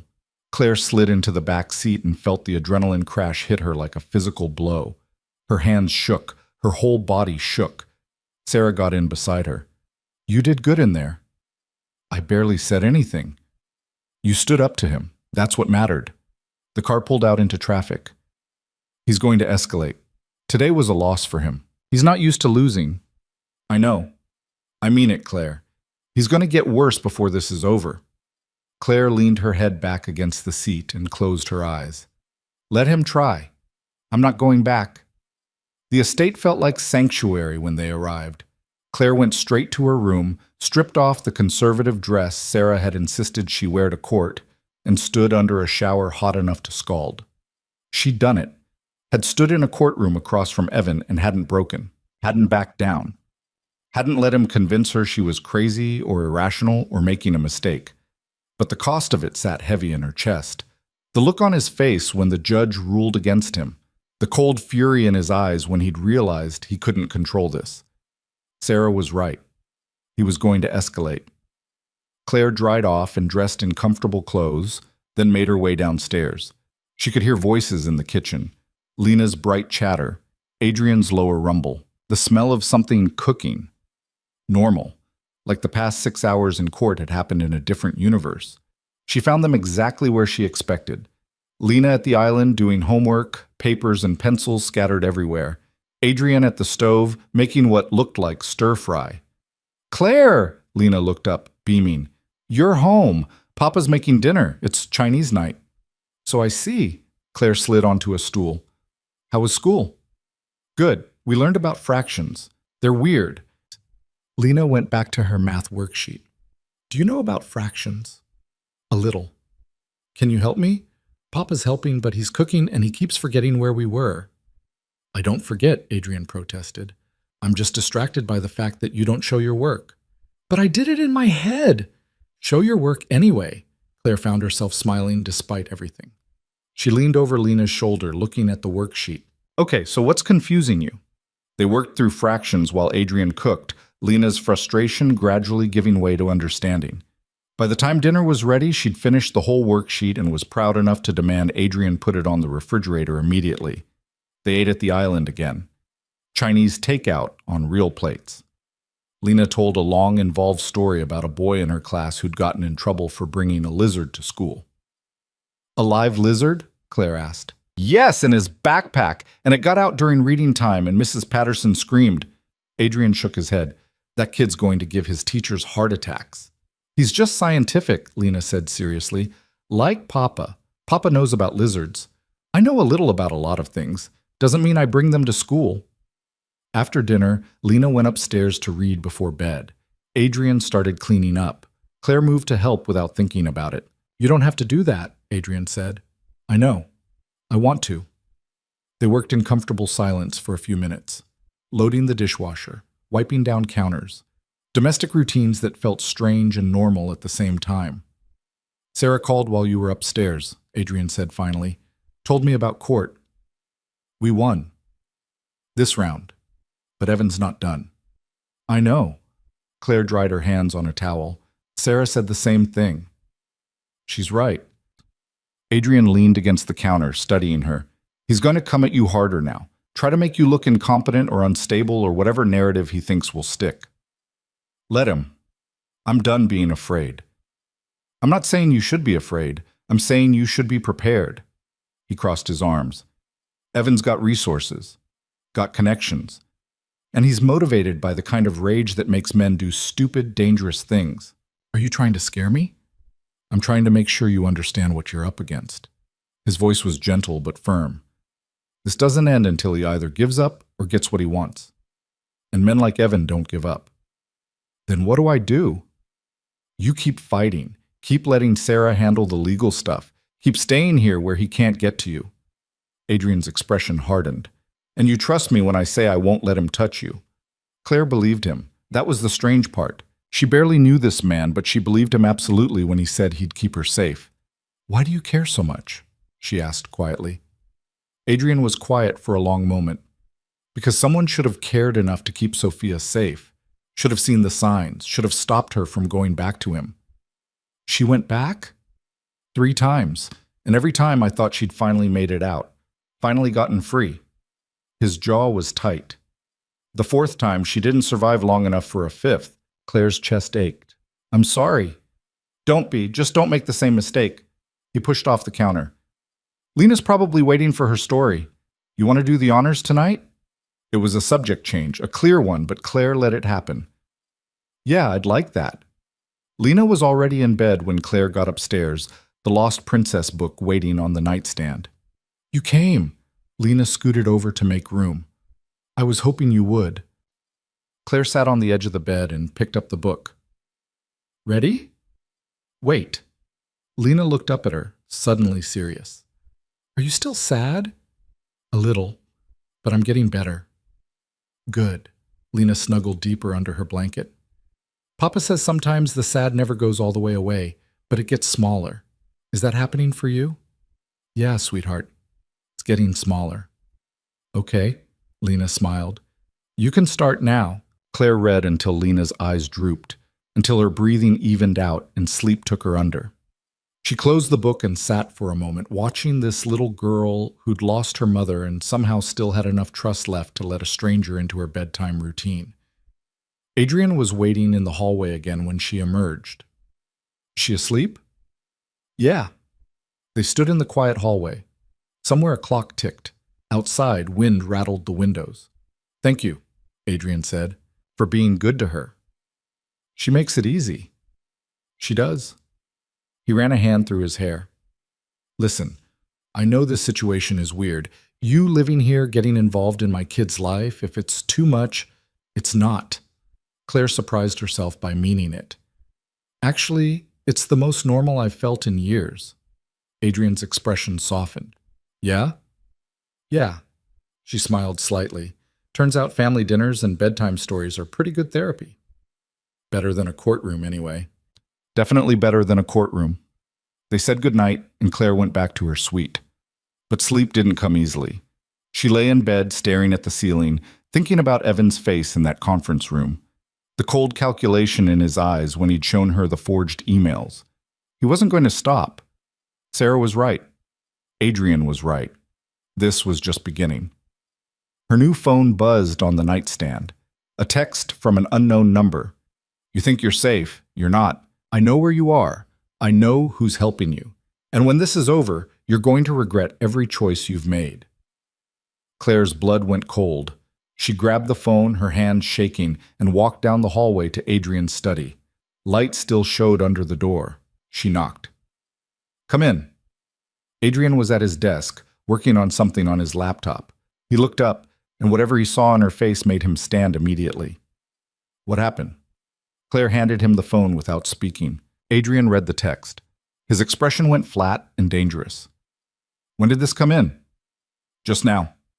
He pulled out his own phone, made a call. Marcus, I need a trace on a number. Yeah, now. He rattled off the number from the text. And I want to know how he got this number in the first place. He listened to whatever Marcus said, his jaw getting tighter. Fine, do it. I want to know everything by morning. He ended the call and looked at Claire. It's a burner phone, untraceable, but we'll find him. He knows where I am, Claire whispered. No, he doesn't. He's guessing, trying to scare you. It's working. Adrian set the phone down and crossed to her. Claire, look at me. She did. He can't get to you here. This place is a fortress. Security on every entrance, cameras everywhere, people who know their jobs. A text is just words. He can't touch you. He found my number. And we'll figure out how and plug that leak. But in the meantime, you're safe. I promise you that. Claire wanted to believe him, but Evan's words echoed in her head. I know where you are. I know who's helping you. What if he's not bluffing? She asked. What if he really does know? Then he's an idiot, because coming here would be the worst mistake he could make. Adrian's voice was cold. I've dealt with men like Evan before. They're all the same. They think money and connections make them untouchable. They're wrong. You sound very sure of that. I am. He moved back to his desk, pulled out a folder. You want to know who I am, Claire? What I actually do? Here. He handed her the folder. Inside were documents, financial records, legal filings, names she recognized from the news. You destroy people, Claire said slowly, reading through the papers. I destroy people who deserve it, people who hurt others and think they can buy their way out of consequences. Adrian leaned against his desk. That's what I do. That's who I am. And your husband threatening you on a burner phone is exactly the kind of stupid move that's going to make this easier. Claire looked up at him. Easier how? Because now we have evidence that he's trying to intimidate you, violating the restraining order, making threats. Adrian's smile was sharp. Sarah's going to love this. He was right. When Sarah arrived the next morning and saw the text, her expression went from professional to predatory in about 3 seconds. This is perfect. Perfect? Claire stared at her. He's threatening me. He's hanging himself. Sarah took screenshots of the text. We take this to the judge, show her that Evan's not just controlling, he's actively trying to intimidate you during divorce proceedings. This is exactly what we need to prove our case. But he used a burner phone. You can't prove it's him.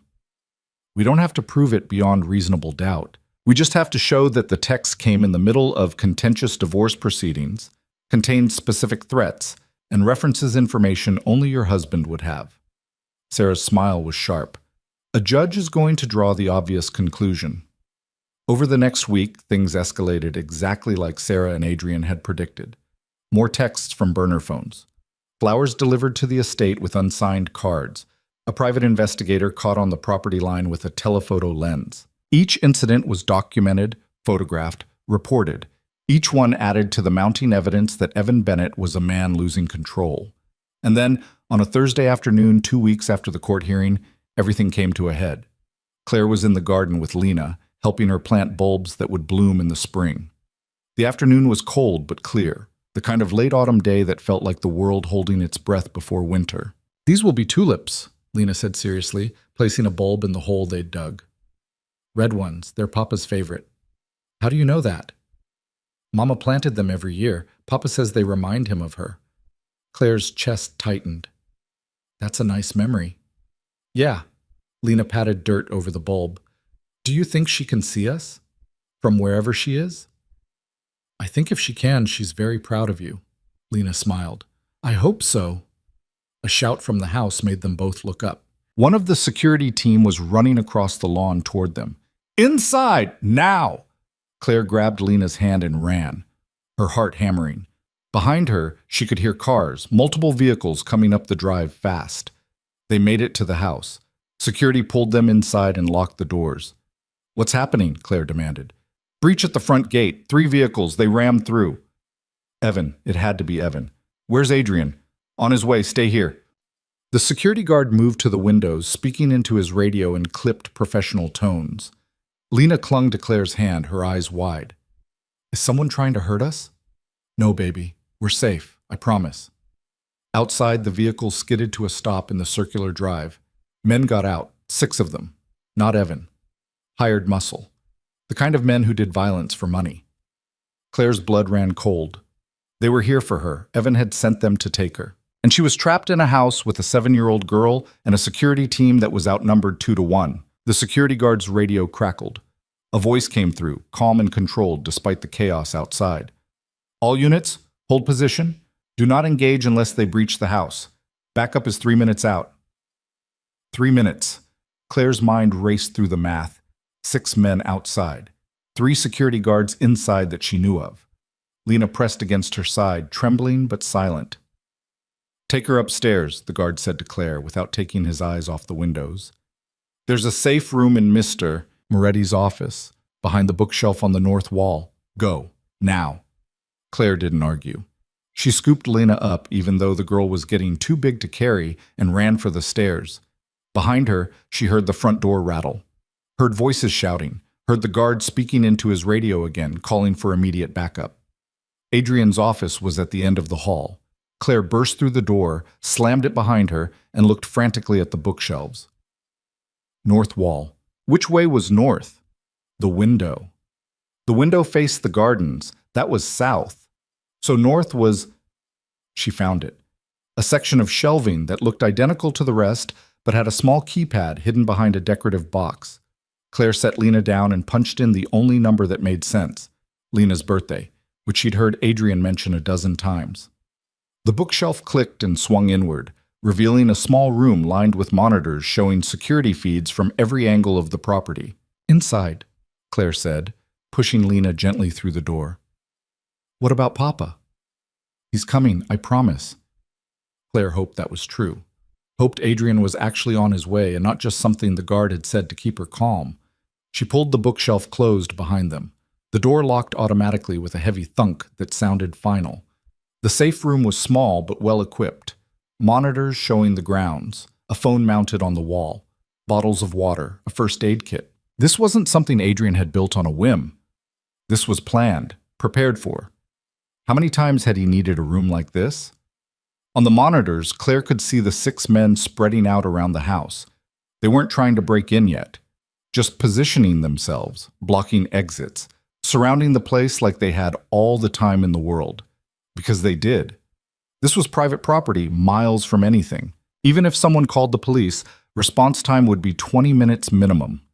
Lena climbed into Claire's lap, and Claire wrapped her arms around the girl, trying to stop shaking, trying to be the calm, stable thing Lena needed right now. Tell me a story, Lena whispered. Like the princess book. I don't have the book, sweetheart. You know it by heart. You've read it to me every night. She was right. Claire had read it so many times the words were burned into her memory. So she started talking, quiet and steady, telling the story of a lost princess who found her way home, watching the monitors over Lena's head, watching those men circle the house like wolves. On screen, a new set of vehicles appeared at the broken gate, not ramming through, just pulling up and stopping. Men got out, more of them. But these moved differently, professionally, like soldiers. Adrian's backup. The 6 men around the house saw them too, started regrouping, realizing this wasn't going to be as easy as they'd thought. Then another car appeared, a town car that Claire recognized. Adrian got out, calm as if he was arriving for dinner instead of a hostage situation. Papa! Lena pressed her hands against the monitor showing the front drive. Claire's heart was in her throat. What is he doing? Adrian walked straight toward the men with the kind of confidence that made them hesitate, made them look at each other uncertainly. You've got about 30 seconds to get back in your vehicles and leave. Adrian's voice came through the monitors clearly. The safe room had audio feeds. After that, I'm going to assume you're here to commit a felony on my property, and I'm going to respond accordingly. One of the men stepped forward, big, muscular, the kind who was used to intimidating people with his size. We're here for Claire Bennett. Hand her over, and we leave. Nobody gets hurt. Interesting offer. Here's mine. You leave right now, and I don't press charges for trespassing, property damage, and attempted kidnapping. Adrian's voice didn't change. Still calm, still controlled. You've got 20 seconds. We're not leaving without her. Then you're not leaving. The man lunged, fast for his size. But Adrian was faster. He sidestepped, caught the man's arm, and used his momentum to send him crashing face first into the gravel drive. The other 5 moved at once. What happened next was chaos captured in high definition on multiple camera angles. Adrian's security team engaged. Professionally trained men against hired thugs who'd probably never faced real opposition in their lives. It was over in less than 2 minutes. All 6 men on the ground, some unconscious, some groaning, all of them neutralized. Adrian stood in the middle of it, not even breathing hard, and pulled out his phone. Marcus, we're going to need police out here after all. And make sure they bring enough vehicles for 6 arrests. He paused, listening. Yeah. Attempted kidnapping. We've got it all on camera, every second. He ended the call and looked directly at one of the cameras, at the one that fed into the safe room. Claire, you can come out now. It's over. Claire didn't move for a long moment, just sat there holding Lena, trying to process what she'd just witnessed. Is Papa okay? Lena asked. Yeah, baby, he's fine. More than fine. He'd just taken down 6 men like it was nothing. They emerged from the safe room to find Adrian waiting in his office. He looked rumpled but unharmed. His jacket was off, his shirt sleeves rolled up, but there wasn't a mark on him. Lena launched herself at him. Papa, you were so cool. You were like a superhero. I'm not a superhero, princess, just prepared. He held her tight, his eyes on Claire over Lena's head. You okay? Claire nodded, not trusting her voice. The police are on their way. They're going to want statements from everyone. Sarah's coming too. This is going to be a long night. He was right. The police arrived with sirens and questions. The 6 men were arrested and loaded into vehicles. Sarah showed up with more lawyers and enough recorder devices to document everything 3 times over. Claire told her story to 4 different officers, described the texts, the flowers, the escalating threats, explained how she'd run to the safe room when the men arrived. By the time it was all done, it was past midnight. Lena had fallen asleep on the couch in Adrian's office, wrapped in a blanket Mrs. Chen had brought. Sarah cornered Claire in the hallway outside. This is it. This is what we needed. What do you mean? Your husband hired men to kidnap you. We've got them on camera. We've got their statements. And trust me, they're already flipping on who hired them. By tomorrow morning, Evan Bennett is going to be arrested for conspiracy to commit kidnapping. Sarah's smile was sharp. He's done. Finished. Even his lawyers won't be able to save him from this. Claire slid down the wall until she was sitting on the floor, her legs suddenly unable to hold her. It's really over? The criminal case is just starting, but the divorce? Yeah, no judge is going to side with a man who tried to have his wife abducted. Sarah sat down beside her. You won, Claire. You actually won. Claire started crying, couldn't help it. Weeks of fear and stress and barely holding it together just crashed through her all at once. Sarah didn't try to comfort her or tell her to stop, just sat there while Claire broke down in a hallway, finally letting herself feel everything she'd been pushing down. When the tears finally stopped, Sarah handed her a tissue. Better? No, but I will be. Yeah, you will. Sarah stood, offered Claire a hand up. Go get some sleep. We'll handle the rest in the morning. Claire found Adrian in his office, Lena still asleep on the couch. He'd poured himself 3 fingers of whiskey and was standing at the window, staring out at nothing. She okay? Claire asked quietly. She slept through most of it. She'll have questions in the morning, but for tonight she's fine. He turned to look at Claire. You? Sarah says it's over. Says Evan's going to be arrested. He will be. My people found the paper trail. Evan hired those men through a security company that specializes in corporate espionage and asset recovery. Except Claire Bennett isn't an asset. Adrian's voice was cold. She's a person, and trying to kidnap her is a felony. How did you know? Claire asked. How did you know this was going to happen? I didn't, not specifically, but I know men like Evan, know how they think. When the legal options stop working, they escalate. He took a drink. I made sure we were ready when he did. You planned this, the security, the safe room, the backup team. Claire moved closer. You set a trap. I protected you. There's a difference. Is there? Adrian looked at her, really looked at her. You think I'm like him, like Evan? No. I think you're someone who's very good at controlling situations, at making sure things go the way you want them to go. Claire crossed her arms. I'm just trying to figure out if I should be grateful or terrified. Be grateful. Because if I hadn't planned for this, you'd be in the back of a van right now heading somewhere your husband could make you disappear. His voice was hard. I'm not like Evan. I don't control people. I protect them. There's a difference even if you can't see it yet. Then help me see it. Adrian set down his glass. Evan controlled you because it gave him power. Made him feel big. I protect people because someone should have protected Sophia and didn't. That's the difference. One's about ego. One's about trying to make sure the people I care about don't end up dead. The people I care about. The words hung in the air between them. You care about me? Claire asked quietly. Yeah, I do. He said it simply, like it was obvious. You're not just some project, Claire, you're... He stopped, shook his head. It doesn't matter.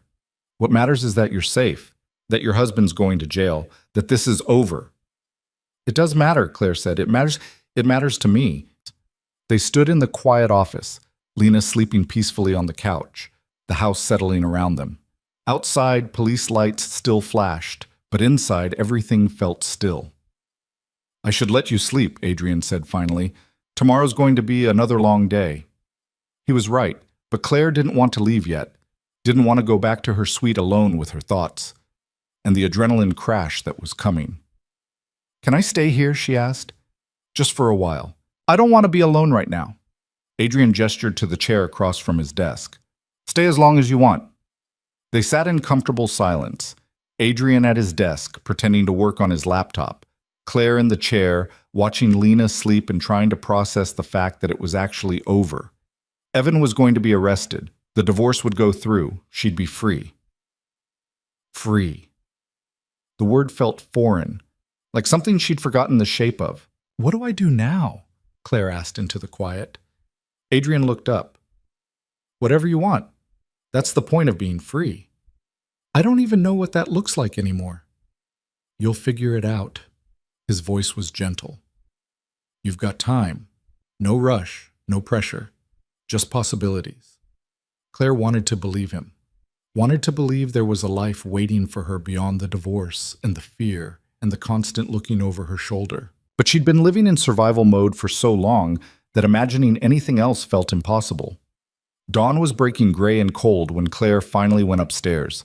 She slept for a few hours, dreamless and exhausted, and woke to her phone ringing. Sarah's name on the screen. Turn on the news, Sarah said without preamble. Channel 7. Claire found the remote and turned on the television in her suite. Channel 7 was in the middle of a breaking news report. Evan's face filled the screen. Not his polished publicity photo, his booking photo, looking haggard and furious and completely out of control. Prominent Chicago financier Evan Bennett was arrested this morning on charges of conspiracy to commit kidnapping, the anchor said. According to police, Bennett hired 6 men to abduct his estranged wife from a private residence. The attempted kidnapping was thwarted by security personnel, and all 6 men are also in custody. Bennett is being held without bail pending arraignment. Claire stared at the screen, at Evan in handcuffs, at the man who'd controlled every aspect of her life for 8 years looking powerless and small. You still there? Sarah asked.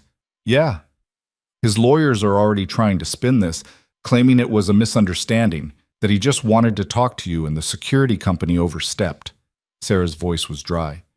It's not going to work. We've got too much evidence, but he's going to fight. How long? Months, maybe longer. But he's not getting out of this, Claire. Even if he somehow beats the kidnapping charge, we've got enough for the divorce. You're going to be free of him. Free. There was that word again. Thank you, Claire said, for everything. Thank me when it's over. For now, just keep breathing. The next weeks were a blur of legal proceedings and media attention. Evan's arrest made national news. The story had everything reporters loved: wealth, power, a controlling husband, an attempted kidnapping thwarted by private security. Claire stayed at the estate, away from the cameras and the questions. Adrian's lawyers handled the press. Sarah handled the legal side. And Claire tried to figure out who she was when she wasn't being Evan's wife. It was harder than it should have been. She'd spent 8 years molding herself around Evan's expectations. 8 years making herself smaller and quieter and more convenient. Unlearning that took time. But she had time. And she had space. And she had people who actually cared whether she was okay. Adrian gave her room to breathe, but never disappeared completely. He was just there. A steady presence in the background of her healing. Never pushing. Never demanding. Just existing in her orbit and letting her decide how close she wanted to be. Lena was less subtle. The girl had decided Claire was part of their family, and that was that. She dragged Claire to school events and art projects and insisted Claire had to approve every outfit before Lena would wear it. Mrs. Chen quietly made sure Claire ate proper meals and slept enough and had everything she needed before she knew she needed it. It felt like family, like the kind of family Claire had thought she'd have when she married Evan, but had never actually gotten. 6 weeks after the attempted kidnapping, Claire sat in a courtroom watching Evan take a plea deal. Conspiracy to commit kidnapping in exchange for a reduced sentence. 5 years. Eligible for parole in 3. It wasn't enough. Would never be enough for what he'd done. But it was over. The divorce was finalized a week later. Claire signed papers that officially ended her marriage and granted her a settlement that would keep her comfortable for the rest of her life. She walked out of the courthouse a free woman. Sarah hugged her on the steps. You did it. We did it. Nope. This was you. You're the one who ran, who fought, who didn't back down when he tried to break you. Sarah smiled. I just handled the paperwork. Claire drove back to the estate feeling lighter than she had in years. The house appeared at the end of the drive, and for the first time, it felt like coming home instead of hiding. Adrian was in the kitchen when she arrived, making dinner with Lena's help. They looked up when she walked in. It's done, Claire said. It's over. I'm divorced. Lena cheered and launched herself at Claire. Does that mean you're staying? Claire caught her, holding tight. If that's okay with your dad. More than okay, Adrian said quietly. Stay as long as you want. That night, after Lena was asleep and the house was quiet, Claire found Adrian in his study. Can we talk? He looked up from his work. Always. Claire sat down across from him, trying to find the right words. I want to stay. Not just for a while. Actually stay. Okay. But I need to know what that means. What we are. Because I've been living here for 2 months and we've never actually talked about it. Adrian leaned back in his chair. What do you want it to mean? That's not an answer. It's the only one I've got. He met her eyes. I'm not going to tell you how to feel, Claire. You've had 8 years of someone telling you what to think and feel and want. I'm not doing that to you. I'm not asking you to tell me what to feel. I'm asking you to tell me what you feel. He was quiet for a long moment. I care about you. More than I probably should given how we met. And I want you to stay. But only if that's what you actually want. Not because you feel obligated or because you don't have anywhere else to go. I want to stay, Claire said. Not because I have to. Because I want to. Because when I think about leaving, about finding my own place and starting over somewhere else, all I can think is that I don't want to leave you and Lena. Claire, let me finish. She took a breath. I know this is fast. I know I'm barely divorced and probably shouldn't be making decisions about relationships. But I also know that for the first time in my life, I feel like I can breathe, like I'm allowed to take up space, and that's because of you. Adrian stood and moved around the desk, sat in the chair beside her instead of across from her. I'm not him. I'm never going to be him. But I'm also not perfect. I've got my own damage, my own issues. Sophia's death broke something in me that hasn't fully healed. I'm not looking for perfect. I'm looking for real. Then here's real. He took her hand. I want you here. Want you in my life, in Lena's life. And if you need time to figure out what that looks like for you, I'll give you all the time in the world.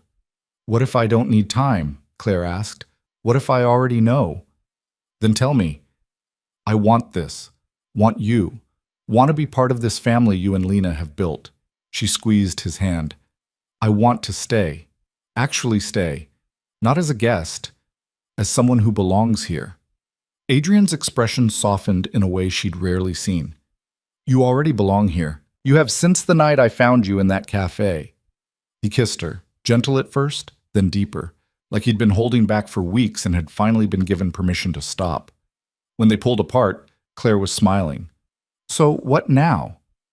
Now we take it one day at a time. No rush, no pressure.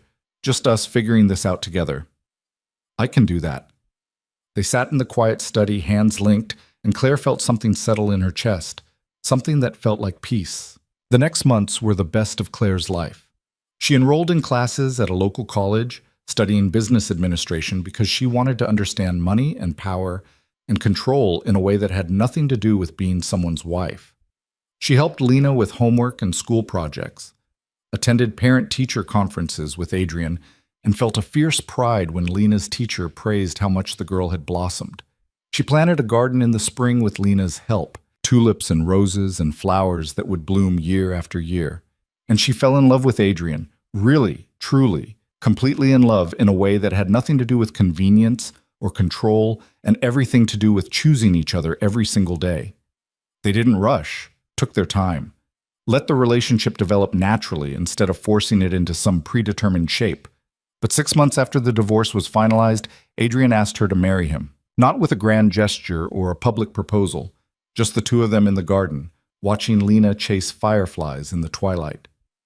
Marry me, he said simply. Not because you need me, because you want to. Yes, yes, Claire said. Yes, I want to. They married in the spring by the lake that bordered the estate grounds. Small ceremony, just family and close friends. Lena served as flower girl and cried happy tears when Claire officially became her stepmother. Sarah attended with a satisfied smile, like she'd personally orchestrated the whole thing. Mrs. Chen made a 5-tier cake and declared it the best wedding she'd ever seen. And Claire stood beside Adrian, wearing a dress she'd chosen herself, and meant every word of the vows she spoke. This was real. This was hers. This was the life she'd built from the ashes of the one Evan had tried to burn down. That night, after Lena was asleep and the guests had gone home, Claire and Adrian sat on the terrace overlooking the grounds. The house was quiet. The stars were out. Everything felt settled and right. Happy? Adrian asked. Claire leaned against him, his arm around her shoulders. Yeah, I really am. Good. That's all I wanted. They sat in comfortable silence, watching the moon rise over the lake. Claire thought about the woman she'd been a year ago, broken and scared and running through the rain with nowhere to go. And she thought about the woman she was now, strong and whole and exactly where she belonged. It had been a long road, full of fear and pain and moments where she'd almost given up. But she hadn't. She'd fought. She'd survived. She'd built something beautiful from the wreckage. And now, sitting at the quiet night with the man she loved and the daughter she'd gained and the life she'd claimed as her own, Claire finally understood what freedom actually meant. It meant choosing. Every day. Every moment. Choosing the life she wanted instead of accepting the one someone else decided she deserved. It meant being whole instead of small. It meant being loved for who she was instead of what she could provide. It meant home. Claire smiled and let herself sink deeper into Adrian's embrace, into the peace of this moment, into the future that stretched ahead like an open road. She'd run into the rain with nothing and found everything, and she was never letting go.